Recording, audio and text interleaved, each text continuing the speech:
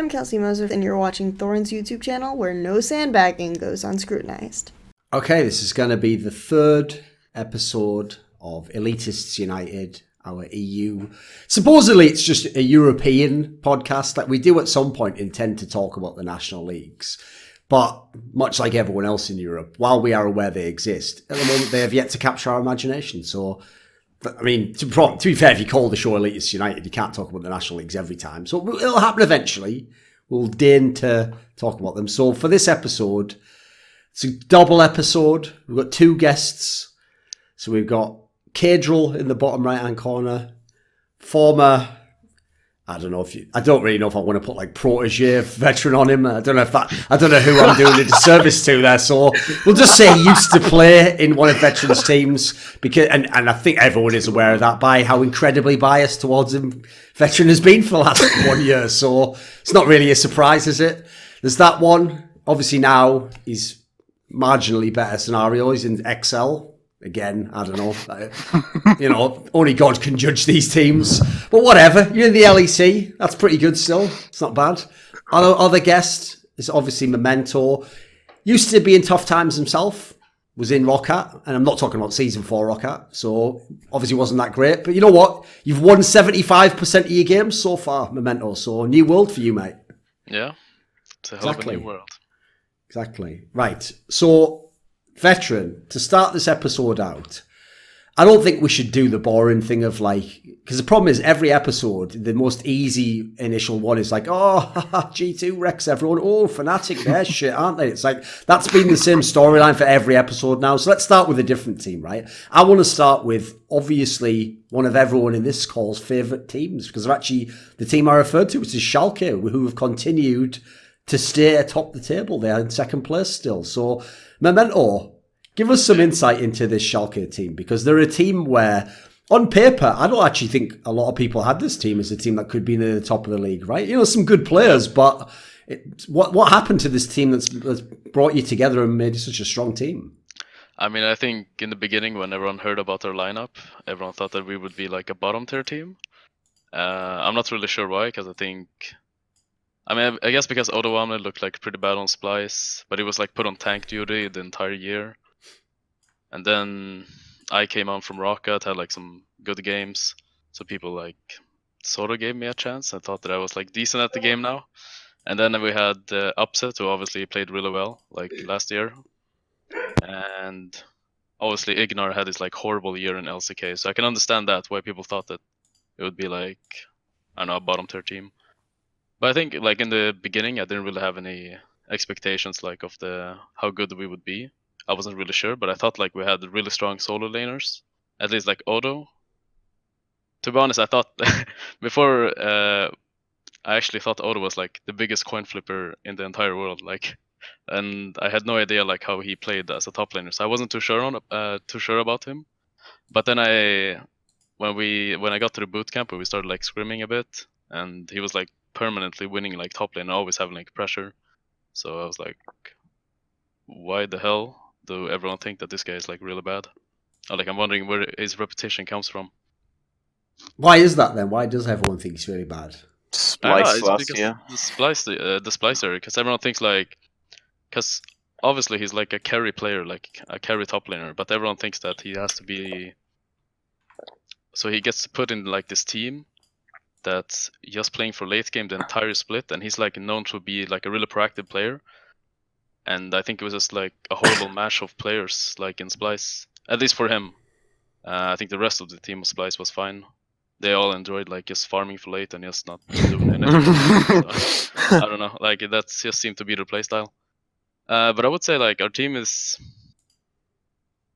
just have a really good mash of personalities. I think like everyone is like really easy to work with, and we also like, I feel like everyone gives like their 100% like in practice and also in matches obviously. But I feel like they also, like, everyone has a really good understanding of how to play the game. Because I think if I like, at least for me, like last year in ROCCAT, I was like really confused on like how to play the game as a jungler. So I wasn't really too sure about like, okay, like I didn't really know a lot about the game that I do now. and Profit like taught me a shit ton of like knowledge about the game, and Blank as well, because they were actually like really smart about the game. So I think that really like made me more of a complete player that I am now. So like OllieJ has like really good read on the game. I have a pretty decent read on the game as well. And we're all like really aggressive players, like all of us. So I think we just see the game in the same way. So it's like really easy for us to like find an identity as a team. And okay. Along those lines, right? Yeah. When you, like I said, if you just go man for man on the roster, yeah, it's not like an all pro team or anything. But when people have seen in the game, your team, in terms of actual team cohesion, has been one of the better teams. So, what was this like? Immediately, it was apparent that it was going to work. Like, what's the coaching influence been on this team? I think the coaching influence has a shit ton of impact actually. Because I think there was like this meme, I don't know, like the esports like rumors that goes around, and everyone says like, they said like Jungbuck was like the coach of Fnatic, like the real coach and behind the scenes. Like this was like the rumors all the time. Like, so I wasn't expecting much of Dylan actually at first, but then I meet this guy like at the boot camp, and this guy like he has a plan, he has structure, he has everything. He's like, today you guys are gonna focus in on this, and we're gonna be playing to practice on this, and like this week we're gonna be focusing on this. And he's just like, and also he's a jungle main as well, a Nuno one trick actually, which is kind of funny. But I don't really know whether that counts as a jungle main, but yeah, keep going. yeah, but he's actually a master tier, so I mean he's all right. So okay, I can also like discuss a lot of pathing with him. Sure. And he like helps me a lot in that regard as well.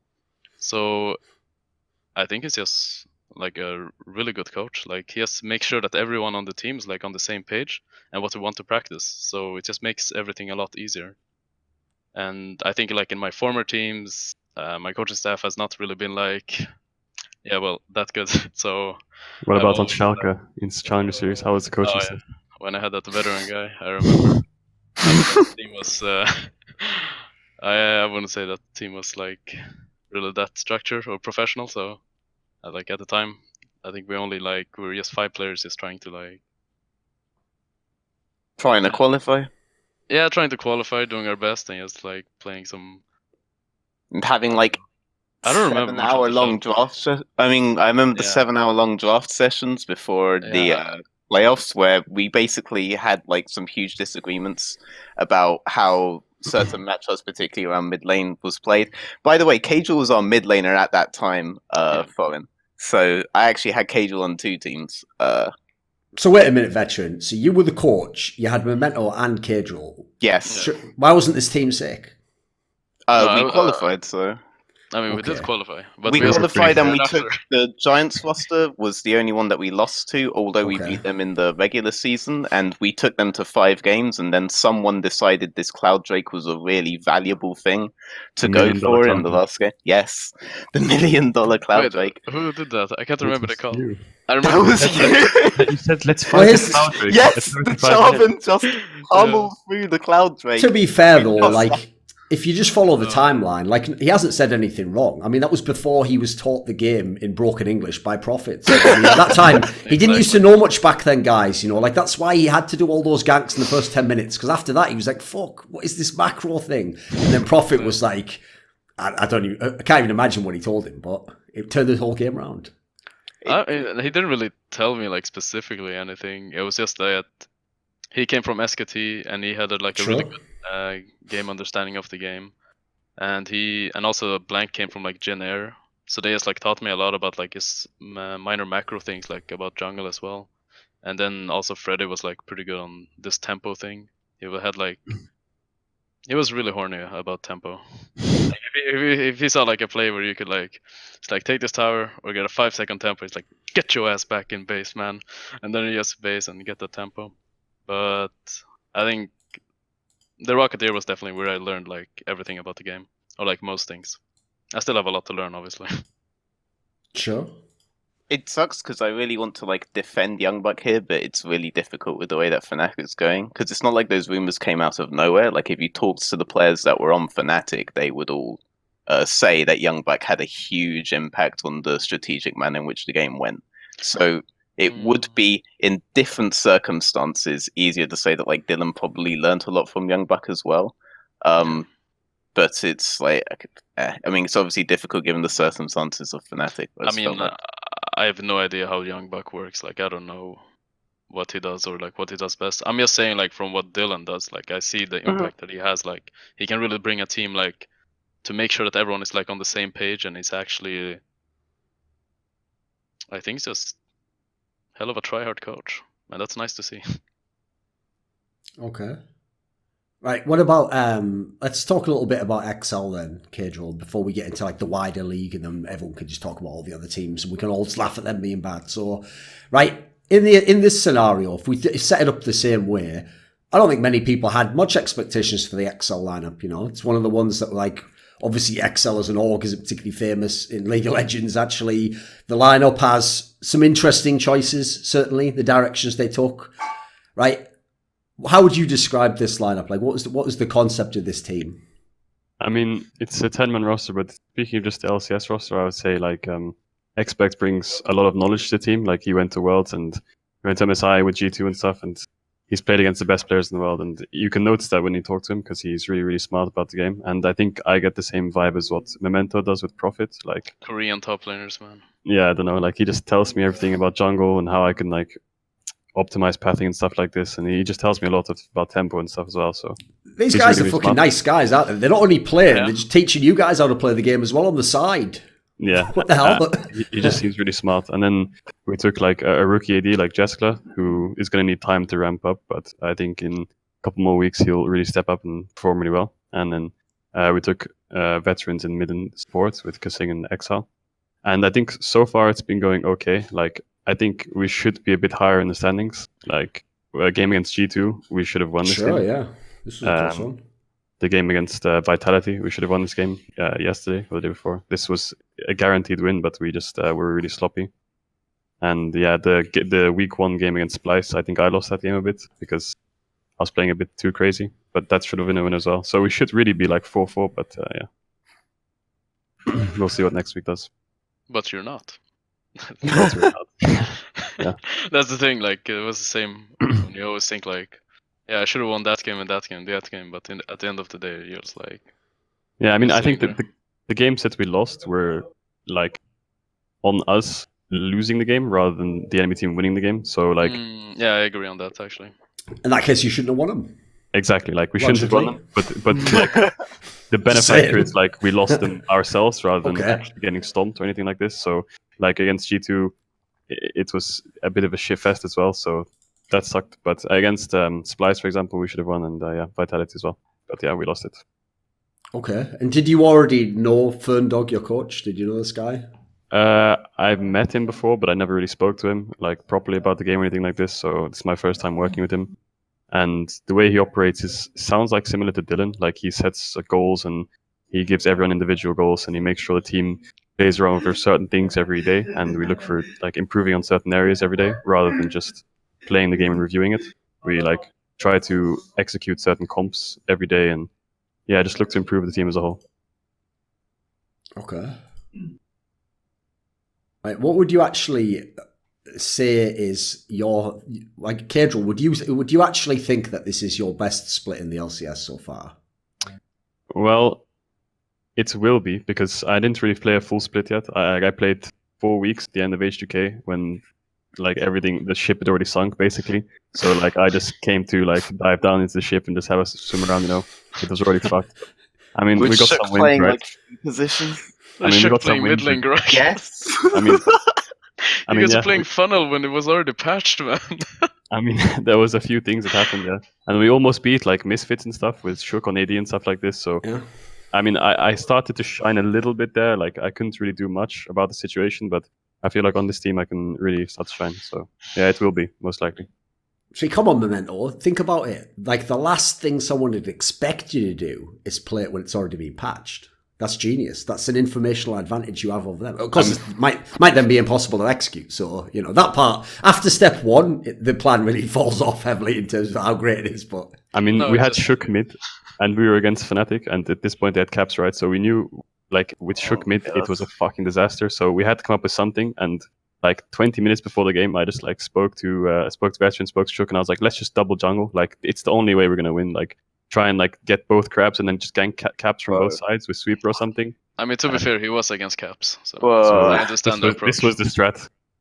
I don't think you talked to me about this, by the way, because I was in hospital at the time. Oh, it was Kelsey. Yeah, Kelsey told me that you guys were thinking of doing this, and I was like, yeah, I really don't think this is a good idea. And then apparently in draft, you guys were really insistent that this was a really good way to go. I remember watching this unfold. Like, I'm already on painkillers, and I'm watching this shit unfold on my screen, and I'm like, oh my god, how strong are these things? I mean, the thing is, we didn't practice it, and it was just legit theory crafted in 20 minutes, and we were just like, okay, if it does, like, the first 2 minutes of the game were planned, and then after that, like, Jesus took the wheel, and yeah. I mean, it became a bit of a scrap fest, but yeah, we lost. See, this is why, kids, you shouldn't view life as like a movie. Because in the movie, that's brilliant. Like, 20 minutes before, someone gets like a napkin, they're starting right now, this is what we're going to do. Like, this is how we beat them. This is the only way possible to win. Like Doctor Strange out of, I don't know, fucking Avengers or something. But like, in real life, it obviously just doesn't work, does it? Especially when you're playing the best team. You haven't pointed out the obvious thing yet, which is that Caedrel actually does play mid, and Schalke actually does play I didn't want to point that out, because in a world in which the two players who are in the game are deciding in basically the entire course of the game without consulting the coaches, then just telling the coaches they're going to do it. They're real coaches in hospital on painkillers. At that point, I didn't think that like highest on the priority was like, why is the old mid laner playing jungle, and then the jungler who's never played mid playing mid? That hadn't even crossed my mind at that point. Eventually, I was in the H2k world at this point in time. It was a really unlucky scenario actually, because Selfie's doctor basically said that he wasn't allowed to work for the next few weeks. I had no such note, but in Germany, if you had that note, you couldn't do it no matter what. So we had for like labour laws or something. Yeah, so we had to bring in Larson for Selfie after that, and then Sheriff ended up having personal problems, so Shook had to play AD carry, and that was against Misfits, and we almost won that game. Like the last few weeks where Caedrel came in basically was a complete clusterfuck, and he got really screwed over by it. But I actually think he did really well in all those matches. One of the reasons why I'll defend him is because he was really a victim of some really strange circumstances when he came in. You'd think he'd come in and actually have a team, and for weeks things were just going long left, right, and center. The worst part is like the 0-12 rubbed off on me, because I didn't play all those 12 games that they lost, but for some reason everyone seems to think that I went 0-12, so I'm just like... I saw the Reddit comments. It's like he goes 0-12, and I'm just like, what? I think it was 10 without you, and you were in for the last 3 weeks, I think. Wait, did you play mid lane earlier the split? No, this is summer split. It was February when I quit. He was on LDLC, right? You were jungling for LDLC at the time. Yeah, I had to scrape as much experience as I could. Like, those 7 months of role swapping were like 17-hour days of just grinding. But turned out what's brutal is, like, that's how ridiculous Selfie's career's been. Like, he's been benched by teams, he was benched by himself, even a fucking doctor benched this guy. Like, he just can't get a break, can he? Does the universe just not want this guy to play in League of Legends in a starting lineup? Like, man alive. Yeah, it was really unfortunate, everything that was happening in the last weeks of that split. Like, Selfie obviously was never supposed to be benched or anything, and I'm glad Larson got the stage experience he got, though, because now he's on like everyone's minds when he finishes school next month, and obviously the team that he's on now probably is looking to make roster changes, so it's probably going to work out really well for him. Okay. But I think go on. I think with the roster we actually had, if I came in a week or two earlier and Selfie didn't have any problems and Sheriff didn't have problems, I think there was like a miracle playoffs run going on there, but Yeah, I agree. Guess you can do it twice. Yeah, I mean, how many miracle playoff runs does a team get, really? It would have been like, honestly, and obviously people are going to be like, you're biased towards Caedrel and stuff, but when I think back, we've established that. Yeah, keep going. When I do think back to that in that off season, I should have just taken Caedrel back anyway. And the reason I didn't do that is because and Caedrel can obviously testify to it, the place that we were staying in was like really cramped. Like, people were already sharing rooms and stuff. And you had to have someone, so me, on site, or either I think there was like some sort of issue with laws, or our owners were paranoid. I really don't know. So there wasn't really anywhere for Caedrel to stay or to have in-house subs and stuff. But I'm thinking that I should have just been like, fuck it, brought Caedrel in, and then just gone and slept on the couch or something. I think Because we already had an issue with mid jungle where it was neither of their like fault, but we basically didn't have any communication there. Whereas Caedrel was always like non-stop talking, as Memento can kind of testify to. Like for a mid laner, he talks an exceptional amount, and as a jungler, he just talks an exceptional amount more. Yeah. And I always figured that if I went back and did it all again, knowing what our problems were, without knowing that the meta was going to suddenly shift to a point where every game was going to be won for the first 20 minutes for the first half of the split. I still should have kept taking Caedrel back anyway and just fucking slept on the couch or something so that people had rooms. And if I did that, then I think Shook could have learned from him, or he could have been in a position where he could have subbed in earlier, but we would have had a system that could have worked not just on once we hit 25, 30 minutes, we can really team fight quite well, and our lane setups are quite good, and the fact that we basically have a black hole of silence in the early game wouldn't matter so much anymore. But yeah, as it is, I didn't do that. But that's always been like the thing that I figured if I changed that, probably everything was fine. But, yeah. Okay. So to start talking about some of the other teams, luckily those two big narratives I talked about at the beginning of the show, which are inevitable to be discussed, can be discussed at the top of the show, because the marquee matchup on paper, even though the rankings are so different, was G2 versus Fnatic. We got to watch this match, and it was literally the fastest game in the history of the fucking world or something.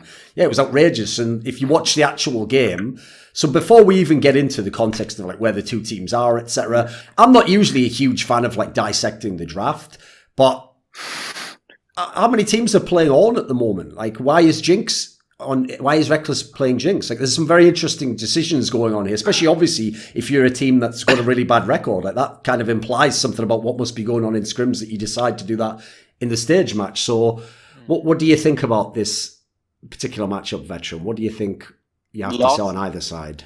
Last week, Fnatic basically gave up and started drafting all late game, and figured, okay, we are basically never making it out of the early game for various reasons. Rox has said in interviews, for example, that like no one's really calling that they have advantage or what they need or anything like this. So they are having a black hole of communication issue that we used to have. So they're doing the same response that we used to do, which is drafting for a later stage of the game where those kinds of things don't matter anymore, but the game is just fundamentally different right now. You can end in 20 minutes, as they just found out. Okay. So it's not working out for them. This was another example where theoretically it should scale really well. Theoretically, all the tools are in place to create a lot of space for Reckless should we get to this point, but the game doesn't work like this anymore, and everybody watching that draft probably all thought it was very, very int, and in these circumstances it is quite int to go for these kinds of things again.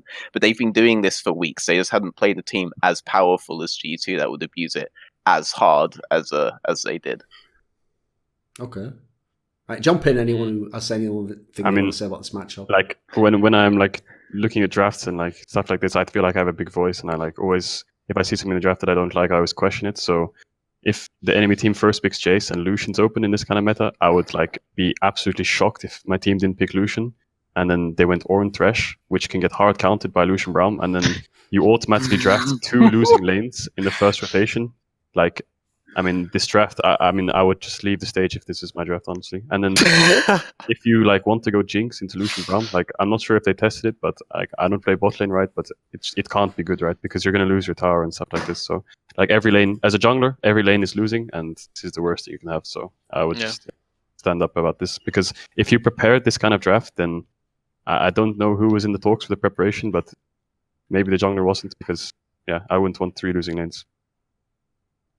And then I remember, obviously, that part of the problem is they literally just died at the very beginning of the game. Like, Hillisang got killed immediately.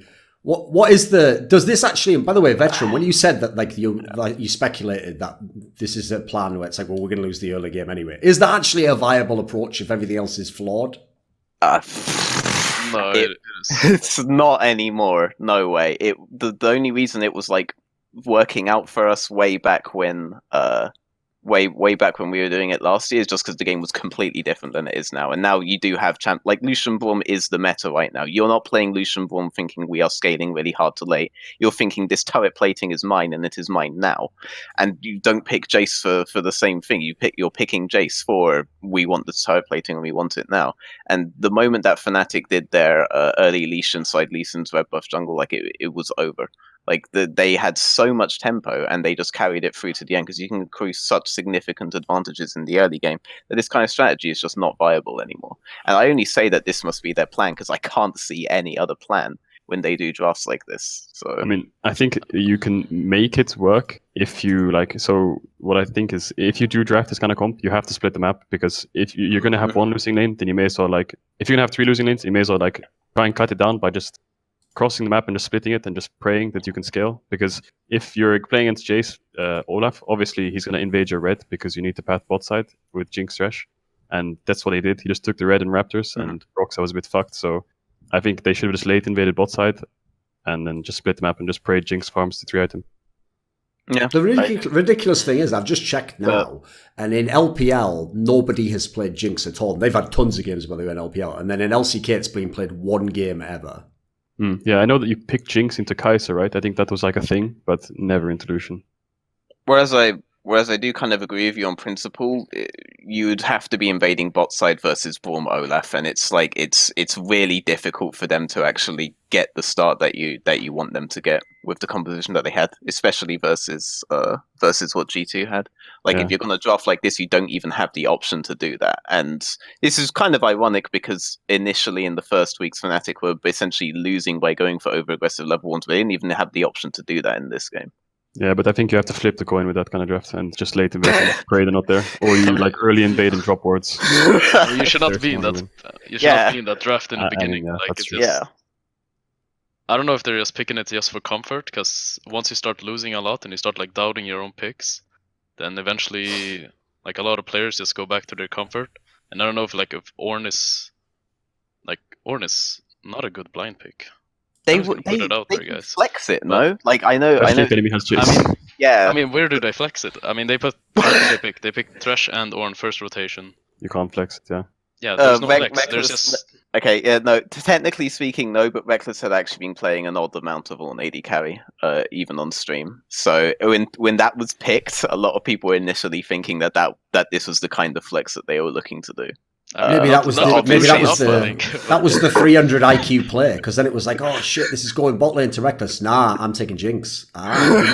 Didn't see that coming, did you? It's like, well, no, didn't actually. What about this then? So in this, you guys presumably must have at some point scrimmed Fnatic during this season, right? Yep. Yeah, of course. Is it a scenario that behind the scenes, like, it's obvious just seeing them play that they've got some sort of identity problem as a team, or they have, is this clear even without speaking to them necessarily? I mean, you can definitely see like in their gameplay that they don't seem to be like synced as a team at all. Like it feels like they really haven't developed. Like it seems just that they seem really lost. Like they don't really know what they're doing. It feels like. Or at least that they're not on the same page. I feel like they have the experience and they're like good individual players, but somehow they're just like not mashing up together, or there is no one is like, you know, like just stepping up and like taking the lead of like the shot calling in early game or whatever it is. Just feels like with that kind of much of experience, how do you not know how to solve it? It seems kind of ridiculous, honestly. Yeah, I agree. Like they're definitely not on the same page, and it feels like if you FF early game, you're just going to lose because turret plating is so valuable and dragons are so strong. Like, I mean, even though there's shutdown gold and Nash is a bit nerfed, like, I think if you FF early game, it's really hard to come back. I think when it comes to Fnatic and their issues, a lot of it can be traced down to how their communication setup was way back in like 2017. Like when Broxah initially joined the roster, he was basically the pet of whichever side laner was more vocal. So he either played really hard to Reckless or he played really hard to Soaz, and Caps was almost entirely ignored, because way back when Caps wasn't as vocal as we are hearing he was in 2018 now. and Brox was basically a slave to this. And Brox's talent was basically he was able to, once given the dots, connect the dots in a really efficient manner. But he never like made the dots himself. And then when Cap started getting more confident and more vocal, Brox was essentially unleashed. He knew what every laner needed at certain points in time, and he found really good creative ways of giving them all what they needed. Similar to what like Memento is able to do now, what Cold was doing really well this weekend. But Broxer never created these kinds of plans himself, and when you replace Sirs with Whippo and you replace Caps with Nemesis, and Nemesis is very much led on Mad Lions by Self-Made Man, who is a very vocal player, that kind of direction gets lost. It was the first thing that Broxer brought up in an interview, and it can kind of be expected if you trace back the development of how this team was, because they completely ignored mid back when Caps wasn't that vocal. Yeah, that was always the point that you could kind of get them on. They would always be playing either really hard around Reckless or really hard around Sellers, but they wouldn't get mid prior before they did any of these plays. So if you actually understood tempo really well, you could really abuse them. And now they're kind of back in this position, except they don't have two side lanes that are basically competing for Box's attention. They basically they have one, but Reckless has definitely been one of these players that kind of wants to farm up and play late, hence pick me Jinx. So there isn't really a direction on that team now, and Brox was never the kind of player who was going to give that team direction. He was always very good at following, but not very good at leading. So you just have this huge communications breakdown, is at least how I'm viewing it. And when you say like a team like this with this much experience should be able to fix that, having dealt with this problem personally, it's not like you can flip someone's personality that easily. No, exactly. And suddenly make someone a leader. Which is why I placed value on Caedrel. This is why I worked with you, Memento, when I did, because you are that type of like leadership figure, particularly in the early game. And also probably why your roster worked out so well, because you and Ignar both clearly have really clear visions of how to play early mid game, and you guys just control the map really strongly there. It seems like a really strong plug and play roster when you actually think about it. But yeah, it's difficult for me to think of how you would actually go about solving this personality wise. I don't even know if like sports psychologists are able to do this kind of stuff. In my experience, it's not something that's easily solvable. I mean, I think you just go back to the basics, no? Like if you want to become like a solid team, like they have been at Worlds.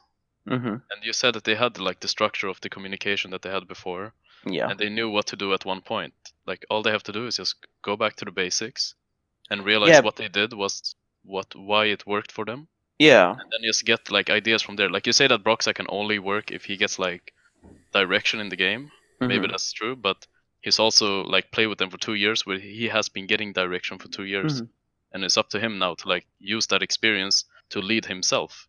That's what I feel is kind of ridiculous, that you cannot like overcome it in that kind of sense. I agree with you that like he should know, but I don't think this is like a problem necessarily of knowledge. Like I don't think that Selfie or Shook didn't know what to do at these points. I just think that they weren't the kind of people who are able to process this and speak it with confidence and take charge and take the reins in that kind of manner. That's why I think it's a bit more of a complex problem. And like you're not really gonna kind of get this because you've never had this problem, and you're actually really gifted for that. There were previously very few junglers that were able to do that. It's basically just you and Max at one point. And it's one big reason why you've looked really good even on lower tier teams. Then you have more junglers, like Caedrel is one of these people who is just naturally vocal. Selfmade is one of these people who is naturally vocal. And Cole's being able to come out on his own, but Cole was also looking quite good on Unicorns, even when that team wasn't doing so well.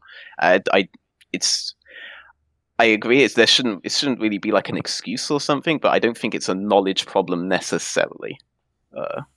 Sounds like more of like a personality kind of thing, or just taking charge more. I mean, at the end of the day, we have no idea what's going on backstage, so yeah, I can't really speak for it. But I think they just need a lot of time, honestly. And but then we wouldn't have a show. We didn't speculate. So. It's all right. Just let him be Swedish for a moment. He still did. Here's the thing. He did answer the question. He just put in the bullshit disclaimer at the end, and he like, well, I'm sure they're good guys. They'll get it together. It's like, yeah, all right, mate. Well, it's like, that famous saying, like, if anyone says like the word bot, it's like everything after the bot is the real comment, because whatever they said before, it's like, oh, they're really good, but it's like in his case, you do the opposite. Like everything he said first was great, and at the end, the disclaimer was like, well, shit. That Reckless guy is Swedish as well. Might need to play with him. Plus, he might get around our price range in about a year. So, yeah, actually, it'll work out. Don't worry. There's one thing, though, right? I called it on the last episode. Like, I have to say, the worst thing about this team to me is that there's almost no sort of bright spot. Like, it's not like one player or one part of the map's really great, and then it's just the rest is the problem. Or it's just the shot calling's bad, but the players are playing well. Like, after watching this week, I forget the idea that like they're not going to turn it around and make a great run. It doesn't look like they should even make the playoffs. Yeah, it's really how are they not going to lose like 5-6 more games at least this split? They still have to play Misfits, I think. The only team they haven't played is Splice. Okay, it's Splice. Oh, and Splice actually just next week is the last week. Huh. Okay, actually, Splice is a really interesting one because all of Splice's wins have actually occurred at Giga late game, no matter what team they are playing against, seemingly. So, that's actually one of the teams where what Fnatic is trying to do could potentially work, because Splice also don't have a clue what they are doing in super early parts of the game, typically speaking.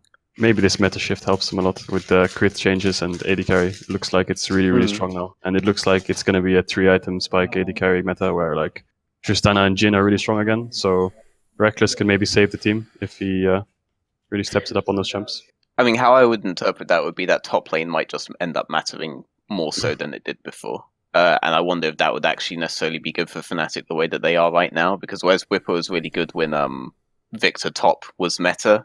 Oh, this is one thing, by the way. When Victor top was meta at Worlds, Whipper actually was like a Victor top one trick way back in season 5, 6, and 7. And if you go back on his solo queue account and you go back there, he was playing nuts amounts of Victor top even back then. So he was actually really well placed to do this at the World Championships. But I do wonder how that will affect him and the way that Voxer plays with him on next patch. So I do think it will just end up being more top focused. I do agree this would be really good for Fnatic in terms of the kind of champ pool Reckless loves to have. Tristana should be really good again, for example. Jinx would actually be viable. Yeah. Against Splice, they should have the best opportunity versus most teams right now. Just purely playstyle for playstyle. At the very least, they're going to get to that super late part of the game. And then Splice normally win because teams like Misfits don't have direction once it gets to that late point. But versus Fnatic, I mean, we can't say for sure that they don't have direction at that point because we haven't seen them make it to that point yet. But if we see them make it to that point, maybe everything will be quite good again. What do you think to the fact that if you look at what he's played this split, Bwipo has literally played, of his 8 games, like he's played 1 game on Victor, as you saw there, but aside from that, he's played Urgot 3 times, Sion 2 times, Poppy once, and Ornn once. Like, what do you think of that, Veteran? I mean, like, wouldn't this be the lineup, if anything, to kind of turn Bwipo loose and put him on? Like, shouldn't he be playing Kennen and stuff like that? Like, I mean, he's never been that kind of guy, but like, even when Whippo's been playing, like his carry Victor, that's still more like we wait for a certain item spike and then it really becomes a carry. It's not like he's Wonder, where Wonder on the Jace, for example, is just permanently in your face taking turret plating. These players aren't. He's never been like that. He's being like permanently freezing on blue side and abusing that advantage really strongly. He's never been the kind of player that's permanently crashing waves into your turret. Like Wonder is the obvious one, but for example, the way Odoamne has been playing this split, and Memento has actually been really good about enabling him to do this, but he's more or less been doing it solo. It's not like you guys are diving his lane. If you're diving anything, it's bot lane. If you're accelerating it, it's normally through bot lane. But you're at least very good about hovering around there when Odoamne has to get the crashes off on his on, for example, the Rise last week. This week, it was a bit of a different story versus the Kennen, but that was more on Odo and not on you. But Odo is at least adapting to that kind of playstyle really well, and it's not something that I've ever actually seen Bwipo adapt to, and I think that what you see at the champ pool is kind of a regression into we're not very good at playing this kind of style.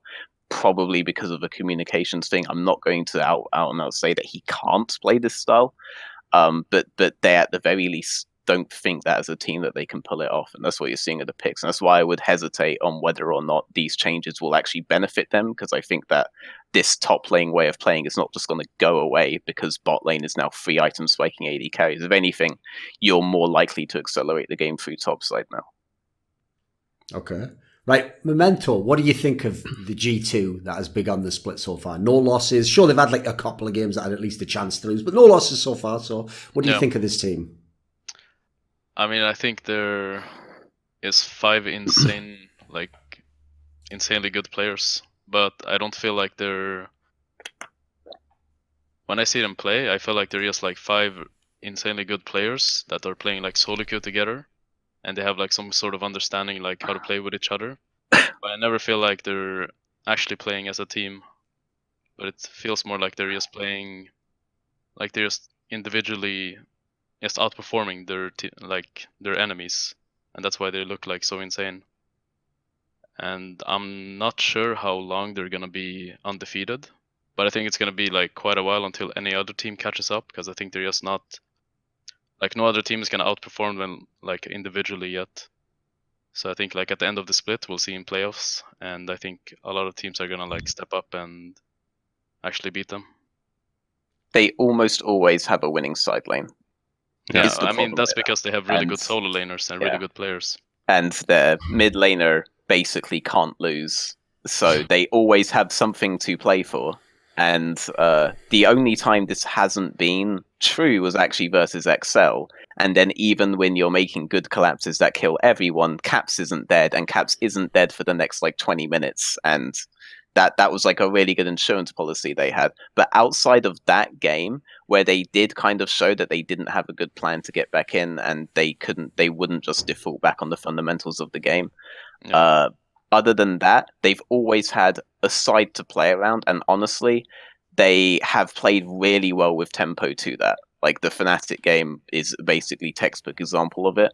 But the game before that versus Vitality, when they lost bot tower, for example, they respond by immediately going for mid to draw the enemy bot lane towards mid lane instead of allowing them to play their tempo around side lanes like they'd otherwise want to.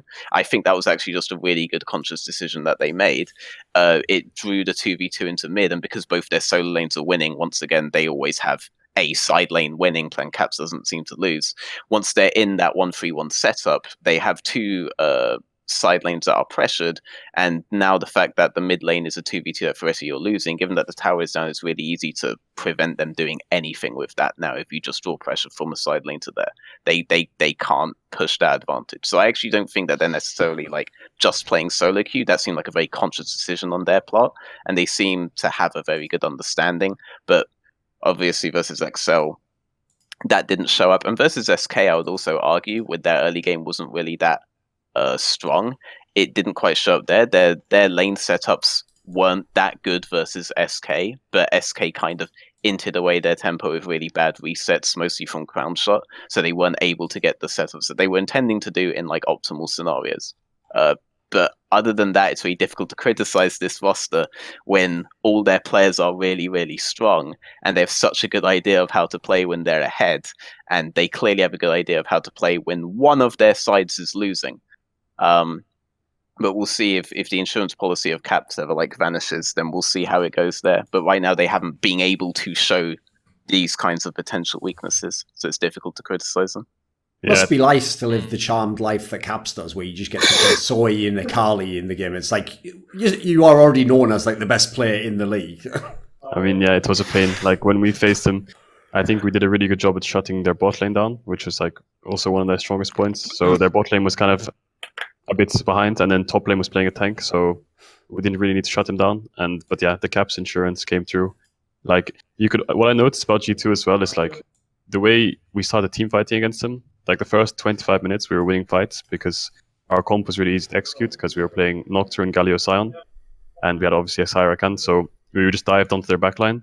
But what I noticed throughout the game, when it got to like 40 minutes, they were like really adapting in how they were standing on the map. Like the way they positioned was really hard for us to engage on them, and that's what I think is really eye-opening when we faced G2 was they really adapted really well throughout the game, and they knew how to set up the fights really well so that we couldn't get the proper engage and that they would just have an advantage on the team fights.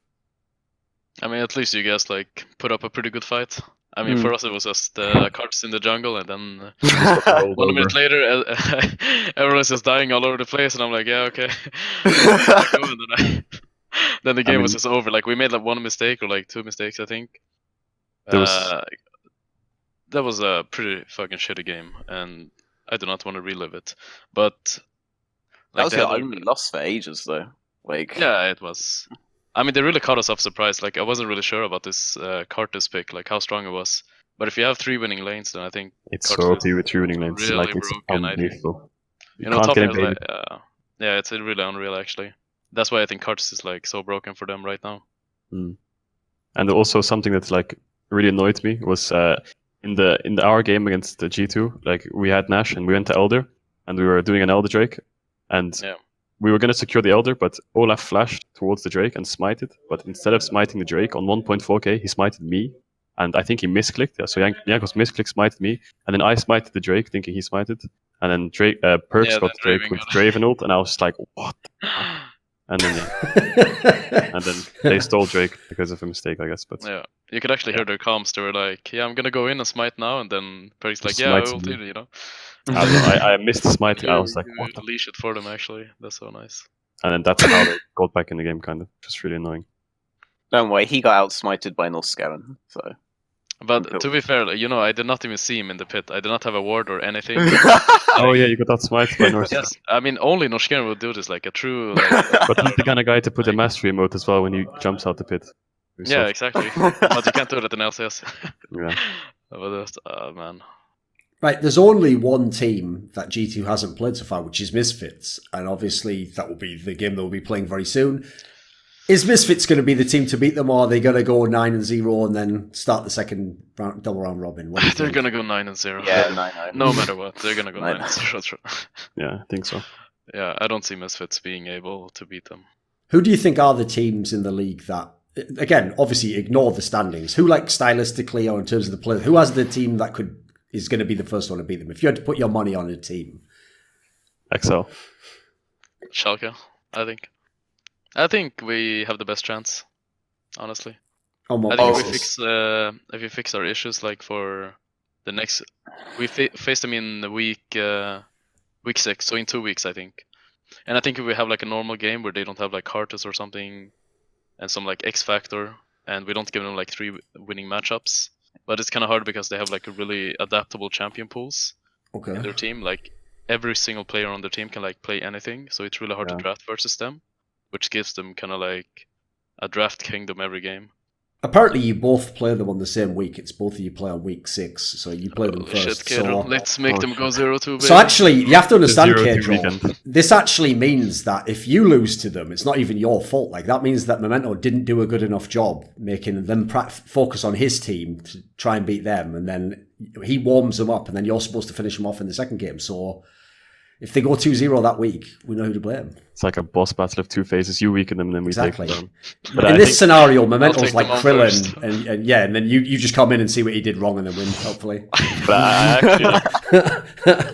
I actually kind of agree with Memento. I think that if there was one team, it would probably be Schalke. Like if we weren't looking at like XL bias here, I think Schalke would probably be the team to take them down, because I think individually they almost match up to them. Like I think bot lane is really close. I think upset Ignar is, I think it's the best bot lane in LEC probably.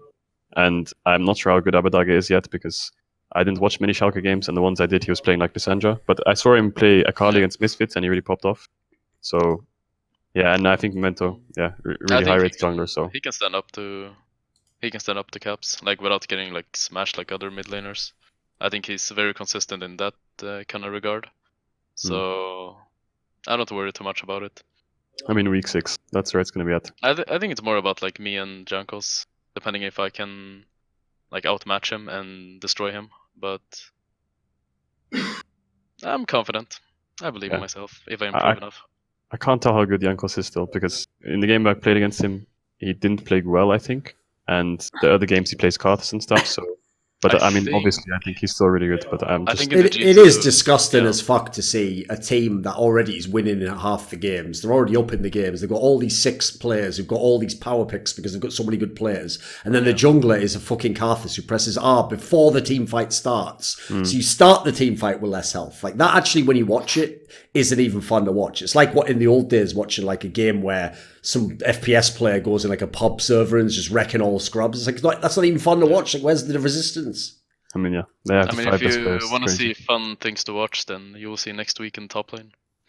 I think In which Next matchup? the new Spell Thieves. Oh, cheese right. Oh that my everyone god, does. this is so I think that's disgusting. gonna be real. I think that's It's not really even gonna League be- of Legends. It's like No, it's like not. disgusting. But I find it really interesting, like how people can come up with these like ideas, you know, where they're like, okay, The I'll just most- go top lane, I'll go take Kleptomancy, and I will not last it. Okay, I'll just, there's something people are doing with spell thieves. Apparently, in scrims over in the LCK, there's an even way more tilting thing that people are doing with spell thieves to do with bot lane. I'm trying to gauge by your reactions if either of you two have seen this yet. But apparently, no, but not please yet. Okay. share so I can use it. Okay. There's a certain champion setup where basically what you would imagine would normally be the AD carry is taking spell thieves, and they are just poking, and they are not taking any CS, and the support is taking all the CS, and it's coming back with like full support items. So you do the same kind of like bounty thing, but this guy is an unkillable tank. And oddly enough, when you do this, the AD carry is still hitting their item spikes at a really decent time. So this is apparently something that is going on in scrims right now over in Korea. Interesting. I'm not going to say the specific champions that are involved, just in case people are doing it, but this is something to look out for. I only know the It's top even lane. Jesus worse Christ. than the top lane one. Yes, I But- couldn't. I double took when people told me about this the first time, and then I saw like the top lane spell feast thing happening. It's like, oh, okay, people are actually doing this, and you actually don't lose out too hard on your item spikes. So, Yeah, I thought it was a meme until I saw it live. So Veteran, who would your pick be for the team to take G2 down? I mean, Memento kind of just stole it because right now you would have to say Schalke. I guess in the future, I still believe that Origen are a team that could end up doing it. I'm really glad, no offense to Memento, that they beat you, because otherwise I couldn't say Origen, because I've actually been like really on board. I mean, they with deserved it. They played really yeah. well. They did, and this is a team where it's not like with Fnatic, where I could think, okay, I can see why they would end up struggling if this is really their issue. Like, there's every solution you could possibly want on that roster for any issues that they have. So this is a team that I think will, I guess, scale into later on in the season. I hear that they were doing really well in scrims initially as well. When Grabs was on the show, he said he expected them to have a much better start based on scrims. But I think they're just really based. insane. yeah, Yeah, so just based on the roster, though, I think that they have all of the tools to be basically whatever kind of team that they want to solve any problems that they might come across. I think they have really intelligent players, and I think that this is a team. If I look at and I look at G2 and the fact that G2 are right now basically guarantee have 2 winning lanes at every game minimum. This is a team whose roster I actually think can take on that, especially with some of the games that Miffy has shown. Apparently, he is back sometimes, and if that just gets up a bit more consistent, then I actually think they can deny G2 their kind of free winning lanes thing that they're doing right now. I think NateDOhDoubleG plays really well, even when they're not playing really well as a mid jungle duo, and I think Cold is doing a really good job, particularly in your game, of like ensuring that all of his laners have what they want. And that's not necessarily, I feel, just going to be purely communication based like it is on Fnatic. I think he has a really clear idea of how to play out all of these games and how to play to their win conditions. I want to say on your like Abadage point, I'd be how did you feel that went this weekend? Because the thing with G2 is that Jankos is playing really well off of the permanent pressure that Caps is giving, and you were doing really well with that the week beforehand, where you had really good matchups you had the really good matchup on the LeBlanc versus Aatrox, for example. You could play really well to side lanes with that, which you have been doing. You've been accelerating it around bot, and you've been making sure Odo has everything he needs to keep pressure as well. But when you lose that, so you had like the Akali versus Lissandra matchup, for example. Yeah. That obviously is like dire straits as far as this goes. Did you feel like your team lost a lot when you did that, because you spent an awful lot more time trying to get control back mid than you normally would use, like either clearing Krugs, which stayed up for way too long on your initial clear, or no, that was the Lissandra game. That was the second game. But both games he had. Not clearing my Krugs. The second game was Lissandra versus Yeah. You were Camille Lissandra, and it was Lissandra versus Yasuo, and you're still spending an inordinate amount of time mid. But the first game was the Akali one, where I still think that the gank works if the dive doesn't fail horribly. But like, do you feel like you lost what was normally your preferred game plan of going between sides? Not necessarily. I feel like we can probably play any sort of style. I mean, the game is a bit slow with Akali versus Lissandra. It is initially like a counter matchup. It's more like you just scale up, and I just make sure he doesn't like lose too much in the mid lane, and then we just wait for him to scale. But I don't really feel like we lost too much. I felt like we still had the game sort of under control, because our bot lane was also doing pretty well, like at the time. And then the enemy team was just like, I mean, they had like a real fetish for dragons, and they were just doing like really sloppy, like they never set it up or anything, and then they just randomly started. It just ended up like they just gave an opportunity. I expected the game to be a bit later, and then we could actually like, start winning. Sure. But yeah, they just like kind of gave us the.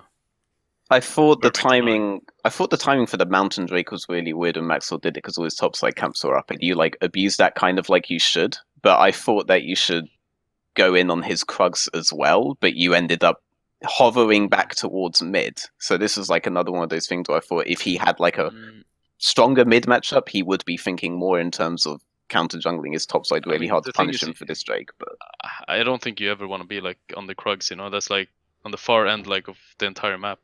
And especially like with Akali in my mid lane, I feel like it's just better to be around mid rather than do that. And also Lee Sin could just base and run to Krugs as well. Like there is a lot of factors. Well, if he based him, feel it's worth. Yeah, I mean, if he based him into Krugs at that point, though, given the top lane situation, I think he was still fine, and you can just force him off. But I do agree that given the mid situation, I do agree that you kind of did have to go back mid. I was just wondering if you thought that was like a significant thing. And that was that right after? That was when he dove mid, right? He did. He did mountain. I can't remember if that was straight. No, not Max. I mean my mid laner. Oh, your mid laner. Yes, I went top right. They took Dragon. I went top side. I took the red buff, and then I went mid. And then we're gonna chunk him. And then just went. Yes. Went down the tower. I mean, I respect it. Yeah, I mean, I think if he didn't do that, it was actually really good, because then he can just get a reset off of that. But I don't know. Yeah. Sometimes you have to go for it. Sometimes it just hits you. I do obviously the Infernal was like their big foe, but I think at some point later on in the game, Misfits always just kind of don't have an idea of what to do. I have a big regret. You probably didn't watch it, but the Listen Loco episode that I did where I was like ranking people, I put you as 5th and I put Misfits as 4th. But like the reason I did that is, and I really regret it. Obviously, like it could be like a hindsight thing, but I'm not saying, for example, that I shouldn't have said Fnatic are competing for first again. But I will say that I should have put you guys as 4th, because I spent so long having to argue that Misfits wasn't the best team in the West, because everyone was getting really high off of the Misfits roster. But I thought that this was a team that would lose direction at a point in the game. Basically all the flaws that you're seeing right now, I thought that it didn't fix any of its flaws that it had last year with any of these roster changes. And it's really ironic, because one of my arguments for this was that it's not like Gorilla is Ignar, and Ignar was always really good at getting them through the early to mid transition phase of the game. He always had a really clear idea of how to accelerate the game on his terms at that point. Gorilla's never been that kind of player, even though I used that because it took me so long to argue why they are more like a 4th place team than a 1st, 2nd, or 3rd place team. I just kind of left them at 4th, and I was like, yeah, and then I guess Schalke, who actually have Ignar, are 5th. And I really regret that, because I mean, early season rankings are just really... Yeah, but I didn't even use my own logic on that one. So I should have had you guys as 4th. But also, I never thought that you guys were going to be like a low-tier team. I don't think anyone thought you guys were going to be like a low-tier team, except the people who had Vitality as like a really high-place team. Yeah, Vitality seems really overhyped, I think. Yeah, but Yeah, I Schalke think didn't so as even well. go to Worlds and do a speech or anything. So what basis would anyone have to rank them high in the game League of Legends? No. I Okay. think just because of like the new lineup, new roster, everyone Sure. is changed. Nuktak is not there anymore. The superstar. Everyone That's why left. everyone left, man. Only upsets there. There's nothing they can do. It's over, No matter who they put, they will never get better than the old lineup. But I think this team is just. I think also the Odo thing, like Odo got a bad rap on Splice, which was undeserved Yeah. entirely. Because what people also forget is that whereas the first few weeks of Splice, both splits, they would have Odo on matchups they thought were undivable, but just things where you just kind of had to be there while they scale into late. But then they always got good when they realized this is crap. Now you're playing like Camille shit from now on, and we're hard playing towards you. That was always the point at which Splice became a really good team, was when they decided to play around Odo one day. I mean, if you look at their losses, like in Splice, it felt if you look at it, I always saw them every time Odo One was being really far behind or put in a not in a favorable matchup, then their whole team just seemed to collapse and not have any direction into the game, in game. Yeah. The Alawi one was the big one that people jumped on him for, where he was just abandoned on that. I can't remember that game. Did he was go 0-7. 0-6 or so? Yeah, okay. Was it versus Giants? I can't remember who it was versus. Yeah, because... whole spring, that was spring split. That was 1 year ago. I can't even remember my own. Well, you games. also had a really good start, so. In spring? Oh yeah, we were 3-1. You had a really good start. Yeah, we were 2-0, baby, 2-0 week. We're gonna win Worlds, and then it's the 0-2. That is, by the 1-1. way, the only time since season 5 that ROCCAT qualified for playoffs. So congrats on that. That was pretty cool. Yes. Actually. That was pretty cool. But I would rather not qualify the playoffs and lose 0-3 and get murdered on stage. Wait, who did you face in playoffs? Splice. It was. Was that the one where he walled you off? Or was that No. That was versus H2k. Yes, that was versus us. That was the tie. If we won that game versus H2k, we would be facing Vitality in playoffs instead of, and H2k would be out of playoffs. Yeah, we would have been out. We had to have a chance. Yeah. But instead, I get walled off in the river, and then This was so funny. But the comms were I was like, okay, let's look here. I was like, okay, I'm gonna go. He's like, yeah, okay, go. And then I just pop my Righteous Glory or whatever I had at the time, and I just run at them, and then I see a wall behind me as I'm pulling the Sejuani. I'm like, I can't go back, man. I was very sure that we were going to lose that week because we didn't get to scrim because everyone was ill. We had I don't know, there was a fucking flu bug that went around, and Smitty and Sheriff were both in bed. Svattel was sick, but he was getting up and playing solo queue anyway. But it was all monster fucked in there, so we didn't get to scrim whole week. And then basically when we were drafting, we were like, everyone says Swain is broken, why not? And then we ended up against Sion and Anivia, so we had no real good place to put the Swain. But we had no idea what was and wasn't good into Swain at that point. Yeah, and he didn't take Minion Dematerializer. Yeah, but he hadn't scrimmed. Yeah, it was a banner meta, and he forgot it, so Provi just put a banner on top lane, and then he left. He was like, I'm gonna recall, and then it's like, oh, I got a tower. it was God. But we just defaulted to the jinx like Fnatic are doing right now, and it's the exact same game as it is now, so obviously it works out the same way. I mean, yeah, it worked out for you, so. Let's rewind it a bit then. Since you opened the Misfits topic up, obviously, the last few weeks haven't been particularly good for them, especially the teams they've been losing to. And this was a roster, which on paper had all the big names, and they've clearly spent a lot of money to get this team. What do you think of this team? Me? Anyone? Anyone? Yeah. This is open for all. I think whoever put that team together just has a really bad. It's just a really bad mash of players, I think. Yeah. Soas has never been known to be a hard carry of any sort, and Maxlor himself is not really a hard carry jungler. He's always been more of a supportive jungler who really excels on other people carrying, and that's why Keep going. we saw them Keep going. Power of Evil when they played. Yeah. But Featherman did solo kill Faker that one time. Oh yeah, that's true. But, so, aside from that, obviously he gets special. That still counts. Yeah. 4 years later, but okay.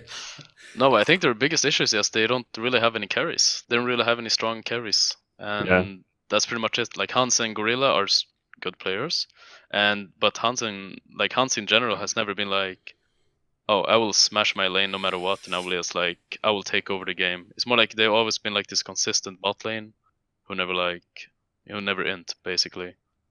And I think Maxlor as a jungler needs like stronger players around him to like excel and like to be a good team.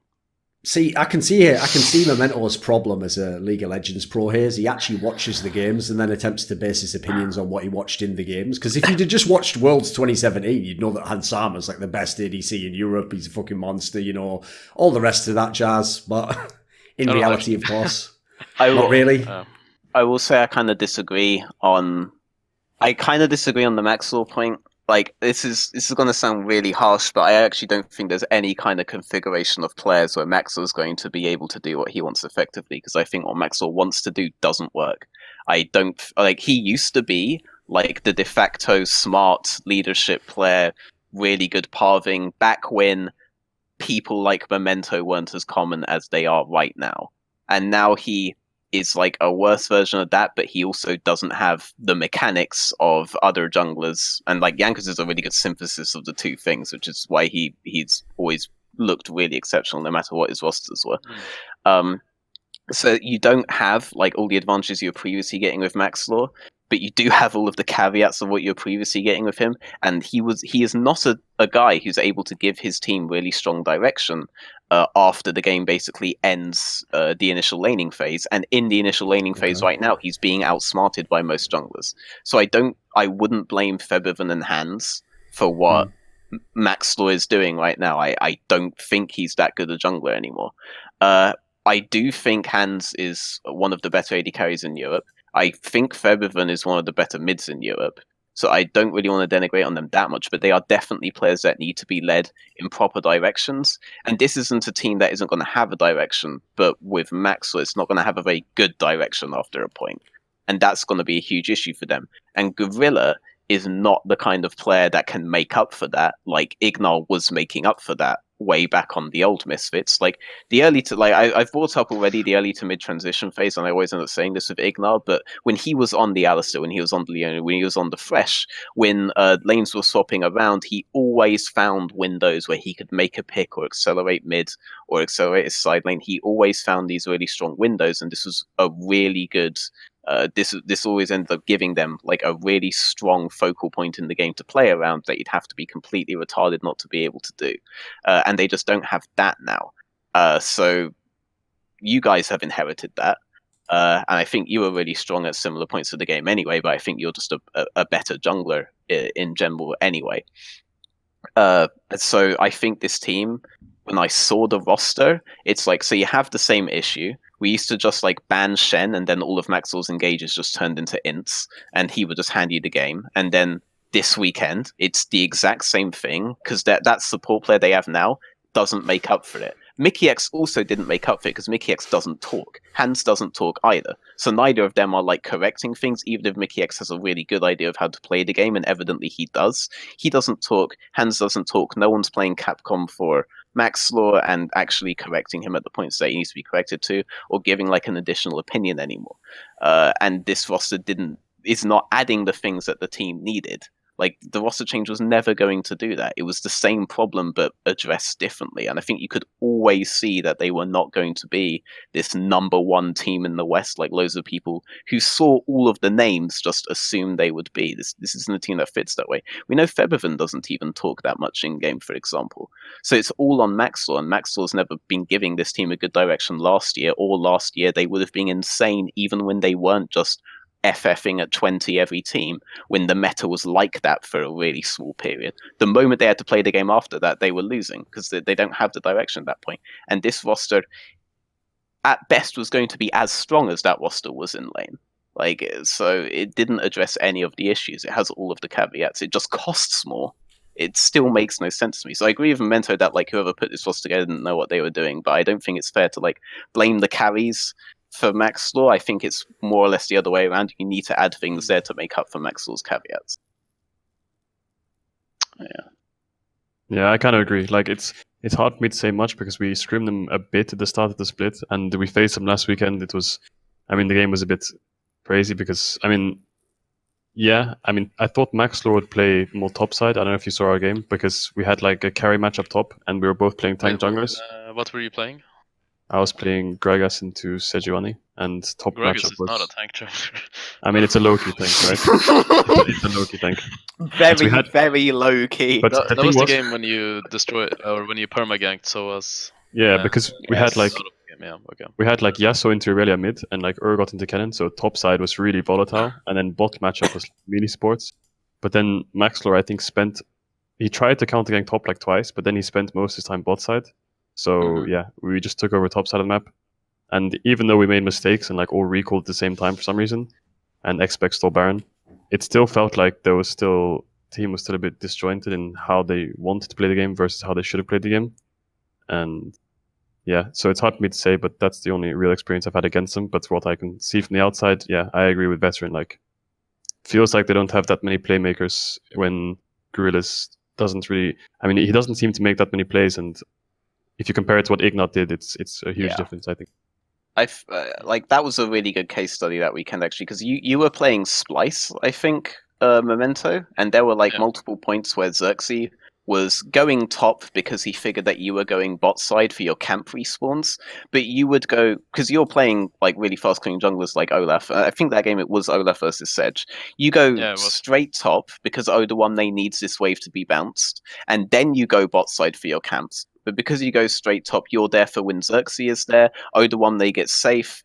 Now you can go clear bot side while Oda1 is basically ungankable because of your actions. But Maxlore would just go straight bot. And Maxlore did do that in the game that Caedrel played against him. So Caedrel was able to both burn Soaz's flash and then re-gank him as well. In the same breath, like he ganked him, cleared all top camps, then goes back top because the wave was never fixed. And Maxlore had no interest in doing this. But jungling has moved on from where it was 2-3 years ago, where everybody was doing these kinds of things. You're doing better things. Caedrel's doing better things. Cold was doing these kind of things in the games against you, and that's why I think he can actually match you guys. Jankos does these things. Other people have moved on and adapted. I just don't think he's that good right now, and I think this is a really big hole that you need to address because you don't have the early game you used to have, and you haven't added the late game at all. So what do you really have with this roster? Yeah, I have no idea. I think, by the way, Soaz on certain champions has been able to like 1v9, and by certain champions, I basically mean there was a point where you could pick Gnar and Fnatic would win, and if you didn't pick Gnar, they would lose. Or it was Gnar Jarvan. There was like that whole meta. Like he's shown that he can command them pretty well, and like the Baron play that they did was a this weekend was a good example of that kind of creative thinking, disciplined thinking that Soaz has when it comes to playing on split push champs. But he's not a primary engage. All the champs I just named aren't necessarily primary engage, except for maybe Jarvan. And that game he was on the Kennen. But he almost had to act like primary engage because Maxwell doesn't know what to do on the Zac, and Gorilla doesn't know what to do on Alistair, which I was horrified to find out he plays on locked screen with. I play on locked screen sometimes too. You're on locked screen? I mean, sometimes. I unlock it. You know, wait a minute. As a jungler, it's like, you know that clip? There's a classic like meme clip from the movie Blade from 1998, one of my favourites, where he just says, "Some motherfucker's always trying to ice skate uphill." What does that mean? As in, it means like you're making things harder for yourself than it needs to be for no reason. Yeah. No, but I used to play like with locked camera, like for like. To be fair, in some of the teams you were in, mate, I don't think you needed to look at the lens anyway. Just keep farming. No, it felt better. Figure out where the other guy is. I assume you toggle off and then check lanes. Just please tell me now that you toggle. Yeah, but I mean, I have like. Prophet told him to do it. Exactly. That was actually half of the education that Prophet gave him. He just reached over, like unbound that key, and he just goes, just move it around. He goes, whoa, holy shit! What's going on in lanes? He unlocked the Korean technology. Still, the weirdest thing I've ever seen is that I know you hate him, but Lulex, the weirdest thing I ever saw. I don't hate him. He was just a terrible player. Was how he played. Okay, but do you at least accept that his Lee Sin was mechanically really good? Bizarrely, it was. That's the Yes. part that doesn't make What's any sense. really isn't it? bizarre is he plays with a no smart cast whatsoever on 400 DPI. Like, it's so strange watching him play Lee Sin. When Jesus. all these, yes, it's That so sounds weird crazy. watching him do it. Like, sometimes I would just sit behind him and watch him play just on the pure basis that it blew my mind 400 how this DPI. is possibly working. Yeah. Watching him play Kha'Zix was hilarious, actually, because of how many range indicators are around when you're doing your combos on Kha'Zix. It's true, yes. Surprised you can go pro in league with 400 DPI. That's Yeah, same. It's debatable how pro he went, really. So, you set that one up, whatever. Right, what about this then? So, since Misfits is on the slide at the moment, and if you look at the teams they actually lost to in the first round, they lost to XL, obviously, Schalke, Splice, and Vitality. So, it's not like they only lost to the top teams. It's kind of a mixed bag. Now would be the time, Veteran, if you are so down on this team, is there a bold prediction here? What is the rest of the split like for Misfits, in your opinion? I think it's downhill to a mid-tier team, like I thought it was at the start. I don't think that they will be like a giga low-tier team, like, no offense, XL and SK, and obviously Rogue is all the way down there. So this is their buffer, but I think that they will end up as like a 5th place team. Well, probably 4th right now, because Fnatic have just completely and utterly collapsed. So all the rankings kind of move up. I don't really think that there's like they're never going to take on G2, for example. I think Origen are just going to get better and better. I think Schalke will always have this advantage over them, and I don't think that these are issues that I see in their roster, like I see with Origen, that are like that can be fixed within a couple of weeks. I don't see it that way with them. Okay. So a team I wanted to talk about then is Splice, because they got 2 wins this week. Yeah. They're obviously moving up the table gradually, still holding a decent spot, so kind of defying a lot of expectations. Right, Caedrel, what do you think of the Splice team?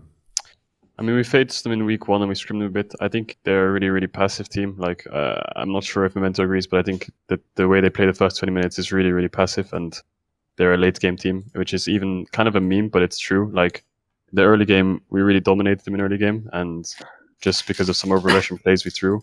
But it feels like they have played a lot of like 45-minute games, put that way. Yeah.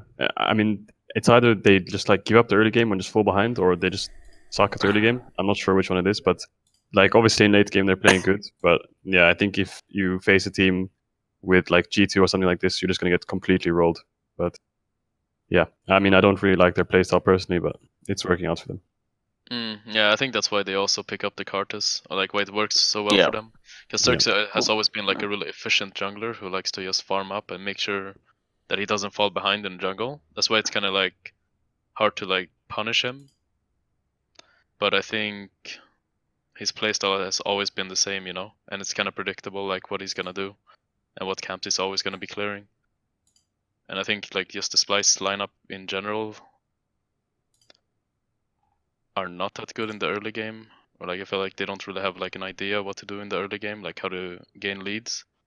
But I don't think they're like that bad though. I think they've like gotten some free wins in the early split, and I think like some teams have not like exploited their weaknesses, which I think is the mid game, where they get like really confused on how to play it out. I remember this game where they had like Kobe had like 5 kills on Sivir. It was like the game was legit complete over, like it should have been. But these guys had like no idea how to snowball their lead, and they just like ended up. They were like, yeah, let's just keep running mid, and how about we reset on this wave? And then they just reset, and then Vitality just sitting there, they're just farming, and they're like the enemy team has no idea how to like proceed the game or like know what to do. But I think after that game they got like a little bit better, and then they started like this like clown fiesta. No, not clown fiesta. This like not fiesta. What I want to say is like this. I think it's from Visachi, where they're like perma group mid lane, and they just want like NA fight on. That's exactly. NA meta. There you go. Yeah, they just go like ARAM, like an entire mid game, and you're like, okay, guys, give up the side waves. We'll take the extra experience, and you do you, man. No, that's the problem on the head right there, though, and this is being symptomatic of them even last year. Like last year, they were very much the same team as they are right now, just with different players. And I would honestly argue that their roster this year is better than it was last year. Like I think a big reason that the Carthers can be pulled off is because Humanoid has actually been doing really well in most mid matchups, despite the fact he doesn't really play with a jungler. And I think Lorskeren is really making up for Kobe's deficiencies bot side, though sometimes it's just not possible. And this is honestly the best I've seen Vizicachi play for a while. I think he's playing better on here than he was playing on Schalke.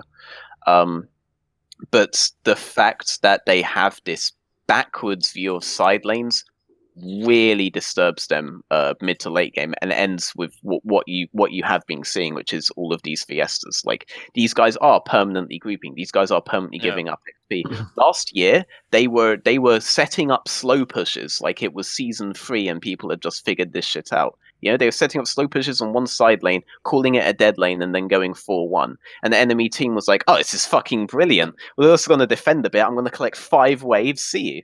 Like this is how they've been losing games though. Like enemy team will end up with like ridiculously leveled side laners, and they will just collapse on them, and they will win the fight because they have more levels, they have more gold, they've allowed them to get ahead. This is a backwards, archaic way that Splice have always played the game. I still think it could work out because they seem to realize, even though they don't realize what's going wrong, they realize that they can't actually play the game the way that everyone else is playing, and they will be beaten on all of these different parts on the early parts. So like Memento says, even when they get the lead, they haven't prepared themselves for how they're going to snowball it, because they haven't come in with this plan. They've already FF'd all of these parts in their heads, and it's working out. It worked out this week, though, I think largely because the kind of teams they're playing against are the teams that we just criticized for being unable to close out games as well. I mean, I don't want to say like they're FFing the early game. Like they're still putting like defensive vision and trying like to like defend their buffs. And obviously, it's not like they're it's like, oh yeah, come and take mid tower. You can have dragon as well if you want, but that's not how it is. It's just that they play a bit more defensive and just try to just get to the mid game or like late game that they want to get to, and that's just their identity as a team. I think that's just how Cirque plays. But they're good at punishing, I think. Like, if you fuck up, they'll, like, punish you instantly. Yeah, that is true, too. I think they have...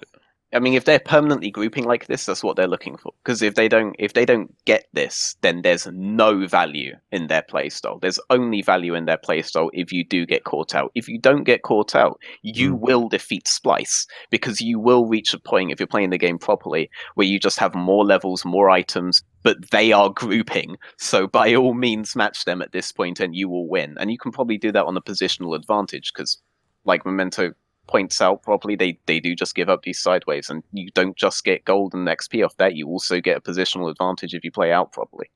And you can see it in the draft too, when they draft like Orange, Sejuani, Nocturne, Aatrox, Jhin, like they are going to run it down mid, and if you fight them, you're going to lose. Yeah, I agree. Okay. Right, the Vitality team, putting aside your somewhat well-placed flame about Vitality fans, have obviously done pretty well. The only teams they've lost to are the two top teams in the league, G2 and Schalke. What do you think of the new Vitality Memento? I think it's no different from the old one. Maybe just a better jungler. But I think their team has always been like the same identity. Just perma-engage, take a shit ton of risk, don't play the game properly, and just wish that you win. And that's just how they've always been. They just have like perma-aggression, like a mid lane as well. And their bot lane also, like, how many games have they almost solo lost a game? I don't know. Like, it's just, like, they're just an explosive team that just really do not care about. Yeah, they just do not care about playing like normal League of Legends, I think. And I think they're, like, they've been like so overhyped ever since Worlds, I think. Which I think they didn't even have like that good of a performance at Worlds. They won like one game of Genji. And then everyone was like, yeah, they're the best team in the world. But their playstyle is like, they're sort of like Splice, but just more aggressive, you know? They actually want to win the early game now with Mowgli. And they tend to like always give up a lot of like side lane as well, and just to like engage with Cabo. And say with Yasuke's like most famous style is like going top lane and diving, and just like giving up mid wave and just going top and dive instead. Yeah. But I don't think they're that good, and I think in a lot of their wins, they look like they should have lost those games, especially like versus Splice, XL, and then they had, I can't remember which other. I think it was only Wasn't those it two Rogue, games. right? No? Where they just like backdoored when they were 5k Oh behind. yeah, Rogue. Yes. Rogue. So Rogue as well. Like they should have lost those 3 games, but I feel like they just like they will never fix those issues that they keep doing, which is the like permanently coin flip on their team, like the coin flip factor. So I think Playing coin flip works though, as long as you get 10 heads in a row and you pick heads. So, just so true. What about long the as you, yeah, as long as it never goes the other way, no problem. But yeah, I mean, I think they're just ahead of the other teams right now because they just have the more experience, and a lot of teams haven't figured them out yet, like how to beat them.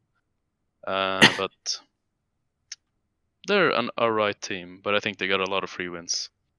I like the Splice analogy because I do kind of view them as looking for the same thing. Like Caedrel pointed out that it's really easy to get caught versus Splice later on. It's really easy to get caught versus Vitality really early on in the game. Yeah, it's and even then easier if to they, get caught, I think. if you get caught really early on versus Vitality, I don't think that they suddenly become like a solo queue really dumb team. I actually think they do play out the side lanes properly, and I think they do play them out really well. But if they don't get this early advantage, they don't have any idea what they're doing. They play really well on sides. Yeah, and but then 3 of you decide that you have to kill this ward, and Jack Troll gets on you, and suddenly you've lost a game that you were winning really, really hard, Caedrel, for a while. But outside of, yes, he was on the fiddle. Did you not see how you lost that game? Yeah, we lost because they snuck Nash. They snuck Nash, but you guys were still actually ahead of them. Oh, you mean when he was at like the blue buff brush and he like ulted over the wall and killed our Yeah, he was on the river brush, and then you guys were sweeping mid, and then 3 of you are trying to clear this ward in mid lane, and Jack Troll just ults on you, and they all engage. And like, if it wasn't for that, I still think you win that game, even with the snuck Baron. I have no idea how the snuck Baron happened. I disagree. We were too far behind. Even though the gold was even, like they were 2 levels up on carries, and it was really hard to win because no one could match Rise as well. I have no idea how the snuck Baron happened, by the way, because there was like a replay going on. No, I know exactly how it happened. How did it happen? Late reset to pick up the dragon. Yeah. And no, sorry, that's completely wrong. Caedrel was giving blue to Syndra. Uh-huh. Yeah, no, we were. We made a pick in their red side. Yeah. In the red buff, we made 2 picks, and we killed 2 of them, which is really good. And then we greeded for a dive bot, which we shouldn't have, and then we greeded for the tower as well. So I based, and then bot lane didn't base, and they kept hitting tier 2. And then bot lane based like 10 seconds late, and then I saw Kai'Sa pushing midwave, and then she like went into fog, and I was like, guys, are they on Baron? And then people were like, I don't think so. I don't think they could do it. And I was like, yeah, it was 10 seconds passed, and I didn't see anyone, and I was like, guys, I think they're on Baron. And then they were like, maybe not. And then Baron died, and we're like, well, shit. I like the part where he's just like doing a survey constantly. Anyone think they're on Baron? Nah, I don't know. Oh well, fair enough. Anyone seen them? Nah, probably still. I was just firing the idea out there like a minute before it started. I was like, guys, I think they can nest. Like we have no vision, and everyone's late. And then you heard the sound of Baron dying, and you knew that's. I feel like the mistake was where you asked them. Your team, you probably just need to take over there, mate. That's the thing where I should have just been like, all right, you fucking TP to Nash right now, and if you lose TP, I don't give a fuck. Like, I just want to nerf on Nash. That's what I should have said. But at least I live and I learn, and next time I'll do this. It was pretty dark around topside though. You had no words. It was dark and full of terror. It was really dark, man. It was like the darkest map I've ever seen. Like around that Nash area. I was like, yeah, that Nash is gone. That Nash is fucking gone, man. Oh, and then everyone went down in levels, and it was just a disaster. But yeah. It really sucks to lose like that. It feels like Vitality always win in that way, you know? Like the rogue backdoor, and then they just randomly sneak Nash. Then Splice they're just like that. Yeah, it's basically like that classic meme from Breaking Bad. You know, the one where the character's like, they can't keep getting away with this.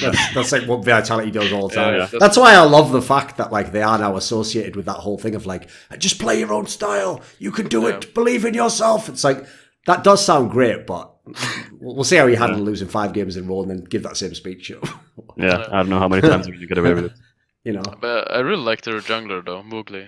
I think is one of the more like aggressive junglers. Yeah, I notice he gives up a lot to make you give up a lot, so that he knows where you are.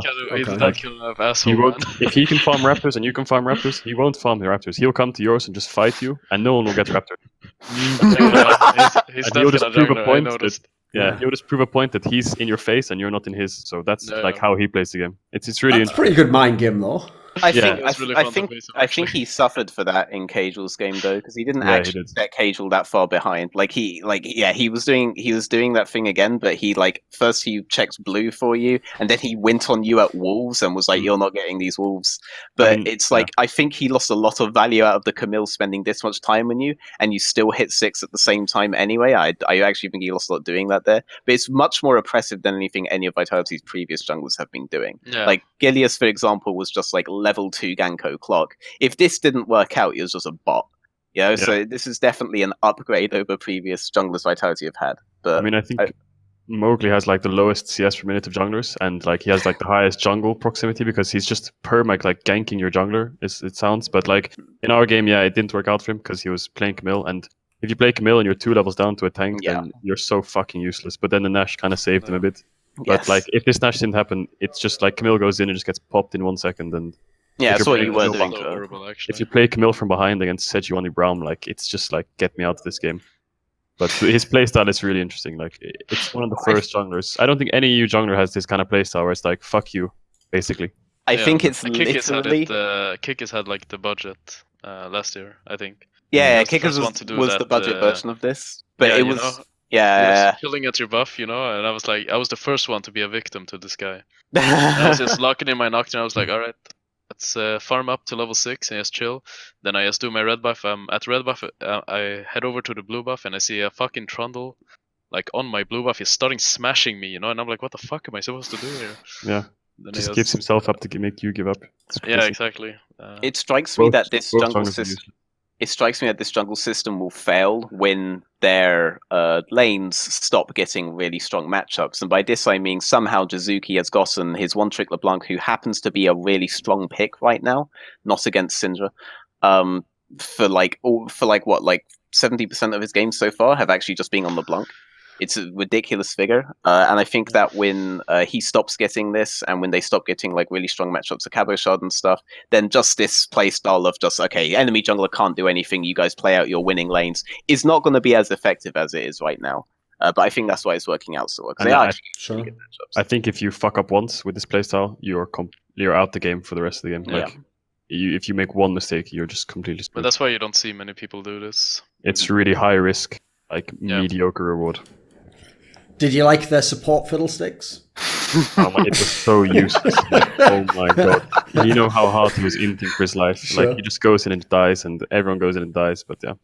It's fine. He pushed, and then Mowgli got to just perma invade your bot side. So long as they have lanes like that, I think they're fine playing this jungle style. I mean, I'm like, if they want to like go fiddle into Sejuani Braum, like I'm all on.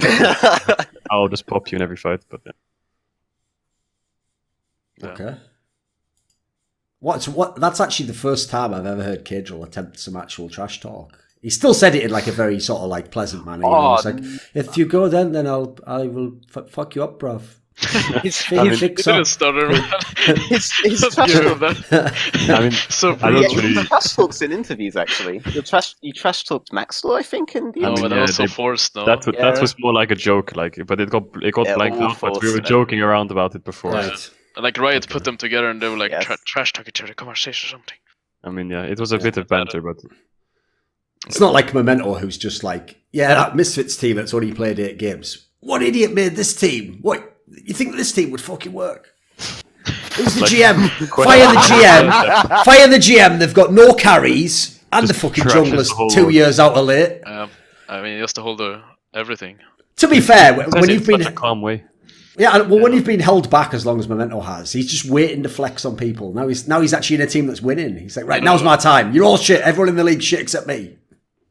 No, it's not like that. And I don't even know how good Jankos is because he gets carried by every fucking lane. I mean, 3 winning lanes is so imbalanced. Sure, obviously. Balanced.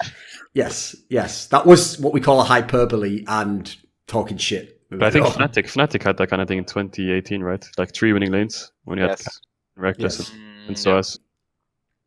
It was really, They had a lot more direction at that point as well, though. Like, everything's kind of changed now. Like, removing Caps and Soaz did a lot. Like, a lot of people are like, oh, they just made one change, but I really think both changes really matter, because they played with Soaz so much of the time last year. Like, Whippo really came out at Worlds, but they spent so much more time playing Soaz before then. If Solo's never actually got ill, they wouldn't have played Whipper at all, I don't think. It's kind of unheard of, isn't it? Like, I don't know, you can correct me if I'm wrong, right? But maybe IG, but I don't think any other team in the world has had it where it's like you have 3 winning lanes every game. Or like last year, Fnatic, 3 winning lanes. This year, G2, 3 winning lanes. I don't think any region has it apart from maybe IG, right? I think that might be one of the only ones, yeah. Like because even when that King's Own Dragon X team dominated, the whole point was their bot lane's entire premise was kind of like, we don't try to win the lane, basically, because they were helping the others. So I think you're right. I can't think of any other team that was doing that. Yeah, okay. I think it's a bit unfair to King's Own because their bot lane did have pressure, but they weren't playing like kill champs. They were but that was kind of the point, right? Yeah. But I do actually think they did have 3 winning lanes at that point. I think EDG, when they were really dominant, like Mouse is a really bad top laner, but every top laner in China was giga bad, so it didn't really matter back then. When EDG basically had that undefeated split, that they definitely had 3 winning lanes at that point. So I think it's rare. No other region has it in the same way that Europe seems to have one every year. I actually think it's a really good observation. But I can think of examples like TSM, I guess, when they had that 17-1 split. Oh, sure. What a good example. Summer season 6, yeah. And Cloud9 when they came on in season 3, but there are like gaps, It's not like Europe always has one really dominant team. Yeah. That was also, to be fair, when like every mid laner was just going like, I don't understand, why is High not in the lane? What? And he can somehow kill players by not being in the lane? It's like, yeah, who knew? Who the fuck knew, right? It took people about 2 splits to figure out what was going on there. Right, okay, what about this then? So on the topic of which was the last team we were talking about there? Was it still Vitality? It's Vitality. Yeah. Yeah, we talked about Mowgli for ages. Yes, that's right. That's what we talked about a long time.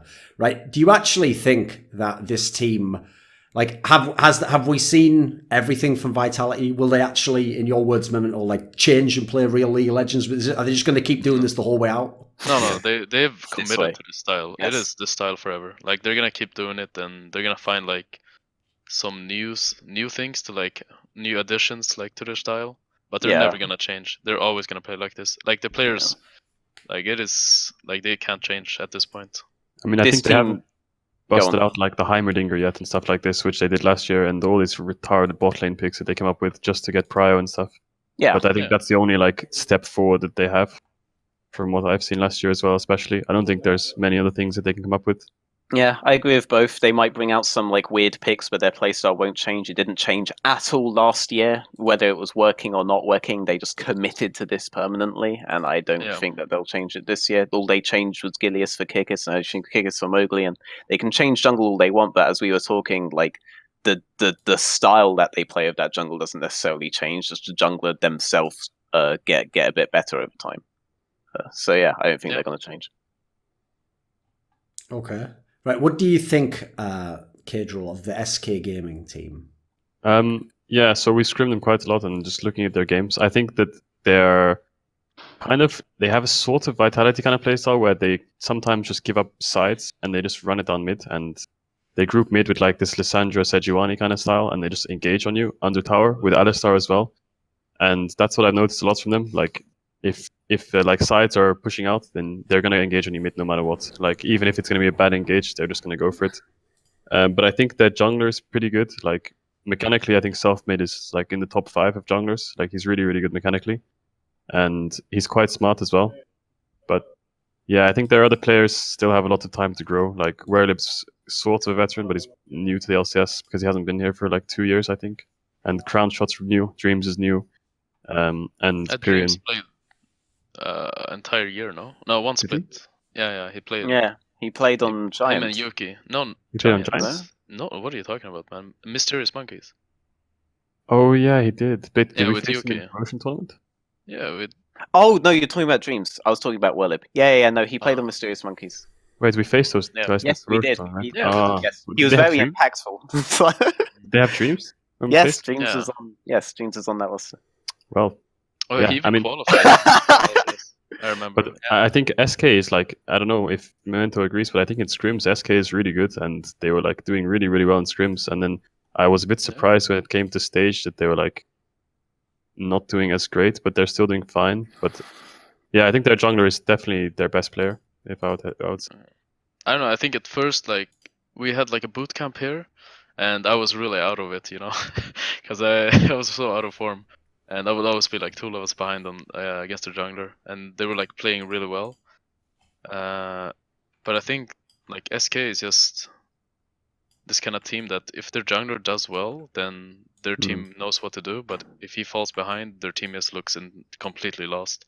And Yeah, I I agree. feel like Selfie is really good in that kind of regard, and he's also like kind of he is very smart as well. Like when he plays, he doesn't make many mistakes, but if he does fall behind, I feel like the SK lineup just have no idea how to play the game.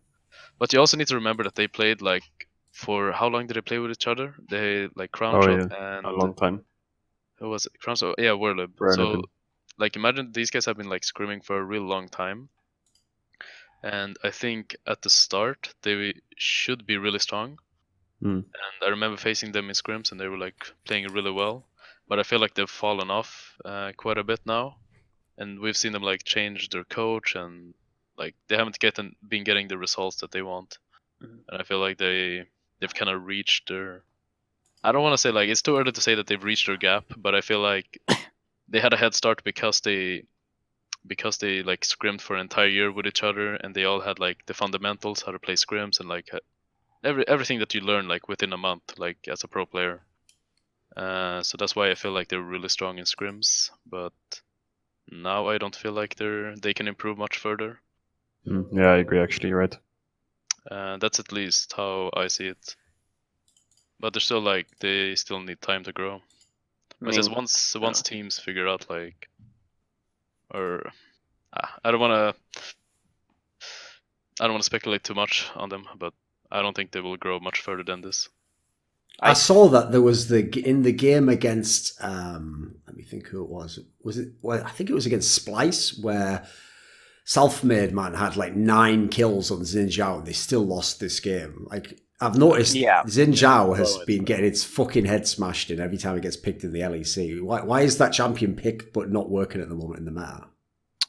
I think it's actually really strong. But the thing is, after the jungle XP changes, it's kind of hard to pull off carry junglers, I feel like. So tanks are just more reliable.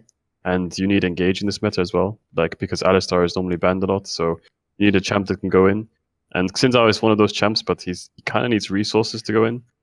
So, like, to get those resources, you need early kills because his farming is not that great. So you either have to contest a lot and play really aggressive early, or you have to, like, just take resources from lanes and stuff. But I think that way, it's like high risk and mediocre reward, I would say. Yeah, but I think he has a place. Yeah. He counters a lot of carry junglers, right? So if the one team has like an Alistar Lissandra comp, they need a carry jungler in that comp, right? And if you blind pick like a Lee Sin or something, you can really punish it with a Xin Zhao and stuff like this. So I think early in the season it was strong because jungle XP was good, but now it's fallen off. So I think it's pretty weak, but it's got good scenarios where you can pick it. What will the impact of the next patch be on the jungle? I think the next patch. Wait, what did they change? It was just the 80 carries. Yeah, there was just 80 carry. 9.2 was the one with the XP change and challenge. I think we might see a lot of Ivern and Nunu. I think these champs were like sort of picked. Like even though they're not fun to play, they were sort of being picked around as soon as the jungle XP changes got changed. But now that 80 carries are buffed more, which is supposedly supposed to happen, I think like Gragas, Sejuani, Gragas, Sejuani, Ivern, Nunu are going to be the top 4, and then there's going to be some carry junglers here and there. But yeah, there's going to be like maybe a Lee Sin here and there, maybe a Kha'Zix, but yeah, it's going to be a tank meta, I think. Okay, right. Which teams do you think benefit, and who benefits? Who gets worse from that? Actually, I think our team benefits from it because I feel like I can play tanks really well, and I have a lot of games on those kind of champs. But I think teams like SK, for example, I'm not sure how comfortable Selfmade is on them because he's a really good carry jungle player, and I know he plays a lot of Sejuani, but I haven't seen his Gragas and stuff like this. So, but I swear Sejuani is a carry jungler. I mean, it is, you know, like you know when I ulted in on like the in the Dragon Pit like versus Misfits, you know, I just took half of his health, like half of the Lee Sin's health with one W and ulti. I was like, yeah, who's the real? It's a new world. We've got Gragas, Loki tank jungler, Sejuani carry jungler. Gragas is not a tank, man. Gragas is really not a tank. What's a tank jungler to you, Memento? Because it sounds like every tank's one-shotting people. I mean, a tank that has Cinderhook and wants to build, you know, tanky and not full AP. Just say Ivan. Like, Ivan's the only champion that Ivan it's doesn't not really really bias in the hook. absolutely has to be. Ivan is not a tank, I think. Tell me It's a not tank a on the carry. support. How about this? Yeah, Yeah, it's that is a true. walking support. It's a walking support. That's like, I guess Nunu, you could argue, is a tank jungler, and then that's Yeah. like the only. I mean, I think Rice is the a only CC two that have jungler, been named that aren't like- just carries. The thing is, like, once you start building Runic Echo, I feel like the tank within Yeah. it disappears, you know? I mean, then you buy the Night's Vow and you're like, oh, I became a dog again. That's why it's like but you that could just feels argue. so awkward, you know? Like, if you're already committed to the Luden's Echo, you might as well just go all in. Yeah, but Yeah. like the Oblivion Orb nerfs and stuff. Okay, Yeah, that kinda basically, sucks, but- the only non-carry that is being named is Ivan. That's it. Everything else is basically a carry. Tank doesn't exist. I mean, It's- Nunu, you can go AP as well. So yeah, I guess he's a Yes, carry. that was what that's he true. just said. It's all about how you play it, actually. Yeah. Isn't that kind of whack that everything can be a carry jungler? I mean, it is a bit. I mean, I realise I am asking fucking junglers that. It's like the most loaded question of all time. Like, is the softball? Hey, oh, Mento's unfair, isn't it? No, I think it's perfectly fair. Come on, isn't that kind of bullshit in terms of the game, though? Like, where's the diversity? I mean, If you, I saw some, like, the thing is, like, Riot keeps buffing the damage on tanks instead of, like, buffing the health on them, or, like, you know, Yes, what actually classic. makes them tanky. So they just, like, keep buffing them, like, in terms of, like, like jungle clear and just, like, more damage. They just keep giving tanks more damage. That's how they think they're gonna get more viable. yeah, they should just And- buff Cinderhawk and reduce the base damage, and there we go. Yeah, exactly. Just build The jungle buff, meta is like, fixed. make tanks tanky. That makes sense, no? Who would have thought? Someone get the caps printed up.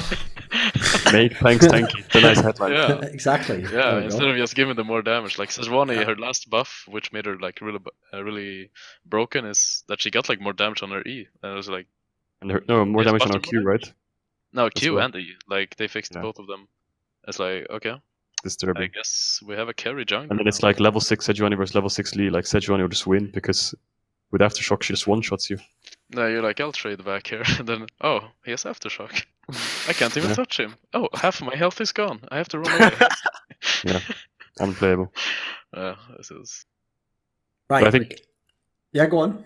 think Misfits might benefit a lot as well, actually. I think Maxlor is really good on these champs. yeah, Sure. I agree.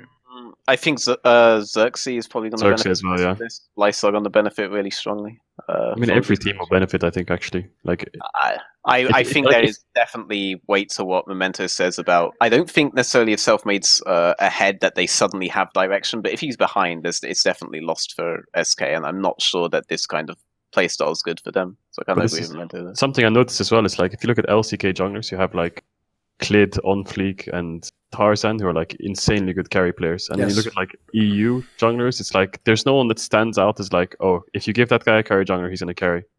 Don't think there's like a single player that you're like, oh shit, if that guy has Lee Sin, he's gonna pop off or something. I mean, you could argue like Broxa, but if Yeah, I he hear used to like be Clid has Lee Sin and then Brox has Lee Sin, I'm like, I mean, Clid scares me a lot more. If Yankos has Lee Sin, I think that can still be scary. It's just Yeah, he has no Jankos- reason to do so while he can pick Like, Harvest. I guess no EU junglers have really proved how good they are at carry junglers yet.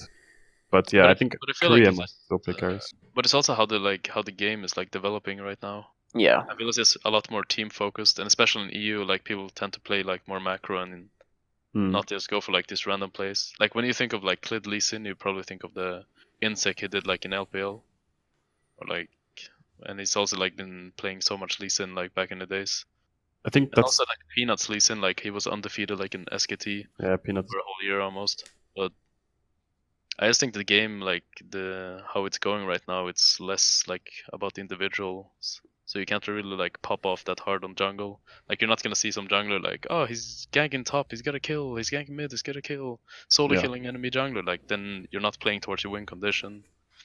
Yeah, It's this just, like, doesn't. you solo lose the game, you know. Yeah, You have, like, this doesn't junglers like- even happen with Tarzan. Like, you brought up Tarzan as a good example of a carry jungler, but it's not like he's like 10-0 coming out of laning phase or anything like Sure. that. They actually play very disciplined right now. Maybe, Yeah. maybe a better Yeah. example is like Canyon from Danwon. Like that guy who just interlock has it blind every Yes. game, no matter what.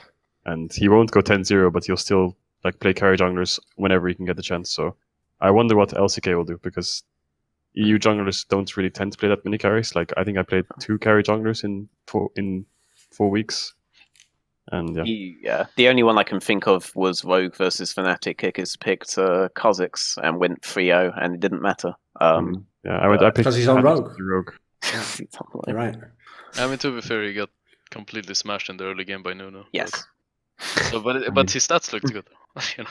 Right, okay, that's the one team we haven't talked about, obviously, is Rogue, because they haven't won any fucking games, whereas, everyone else at least has something to talk about. Is there any reason, Memento, this team should win any games? No. No. I think Prophet is really good, and he.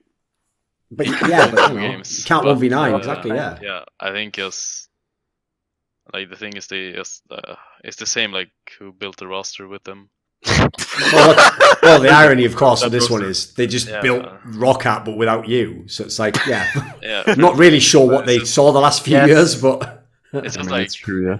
Like you look at Kickers and you're like, holy shit, this guy plays so aggressive. He loves to invade perma and just like get leads like that.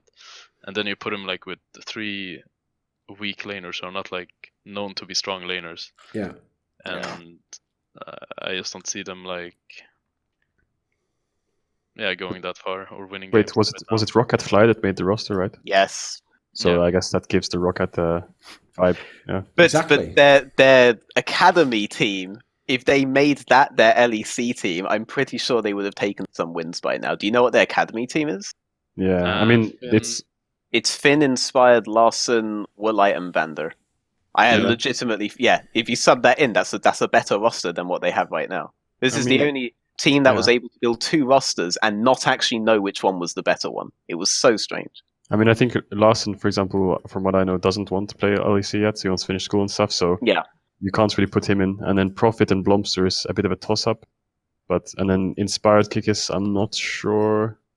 I'm not sure where you can swap one in. I think the clearest one for you would be Mid, because Larson's really good. I mean, you could put Vander in instead of what did, right? But I think honestly putting Vander... I know that Memento likes Hiku, for example, but I honestly think if you just put Woolite Vander in, it's Wait a a minute. complete upgrade. Wait a minute. If that's the case, I'm not about to flame Memento, don't worry. I just want to ask this question. Why? Genuine question. Interested to know. I mean, I like him as a person.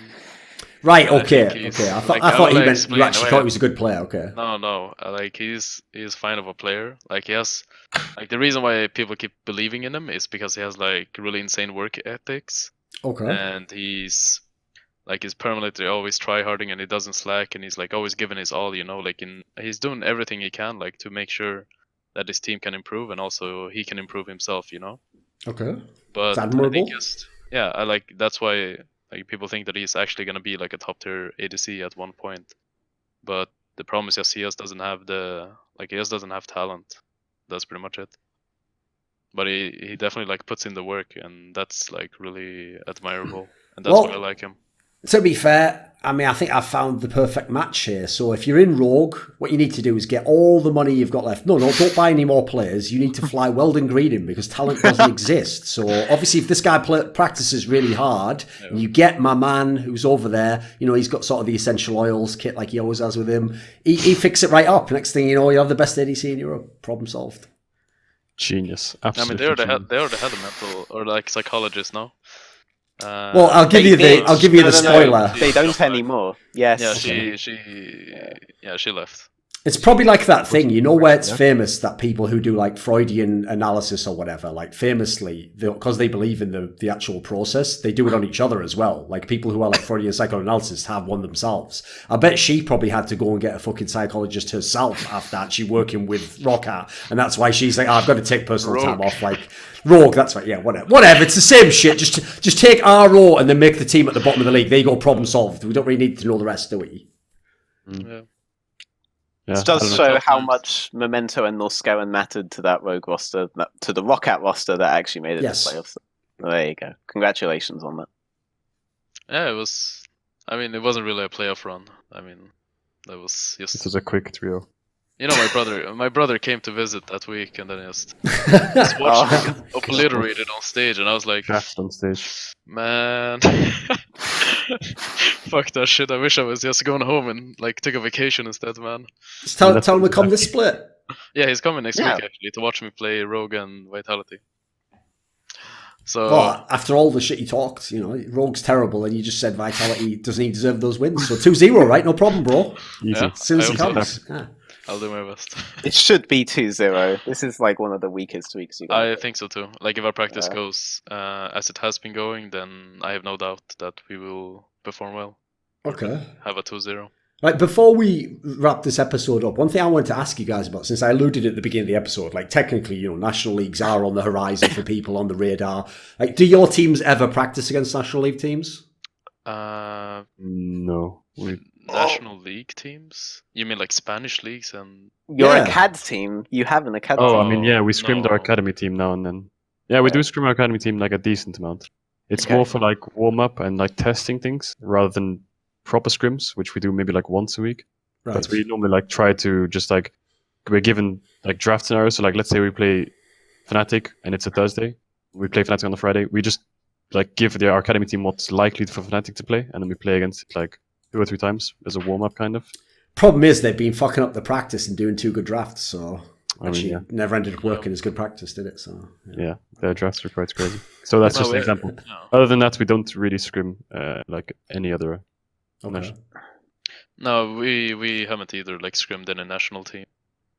But I mean, our academy team is gonna come for a boot camp soon. Then we're probably gonna like scrim with them a bit and just see how that goes. But But otherwise, no, I don't think so. I saw a screenshot get leaked that Splice was scrimming LDLC. So other teams seem to be doing it. Splice actually, because I know some of their staff personally, they actually go out of their way to. You could probably Yeah. ask Odo about this. They go out of their way to play a National League team every week. Yeah, that once a seems to week. be the thing. Or they Yeah. want to get like new ideas or something. This video and all of the content on my channel is kindly supported by Dean Tanglis, Andreas Snazore Westerlund, Gardner Wilson, James Harding, OllieJ, Tobias Bernasconi, NateDOhDoubleG, Travis Greb, Tristan Jones, and as always, a special thanks goes out to Jerky's Minion. Do you want to take part in an esports discussion with yours truly? Would you like teasers for some of my upcoming content? See who the guests are going to be. Do you want to ask me a question for my monthly video AMA? Perhaps you'd like to suggest a guest you'd like to see in my content or a topic to discuss. Well, if so, then put your money where your mouth is and join the Scrilluminati today at the Patreon link in the description box below.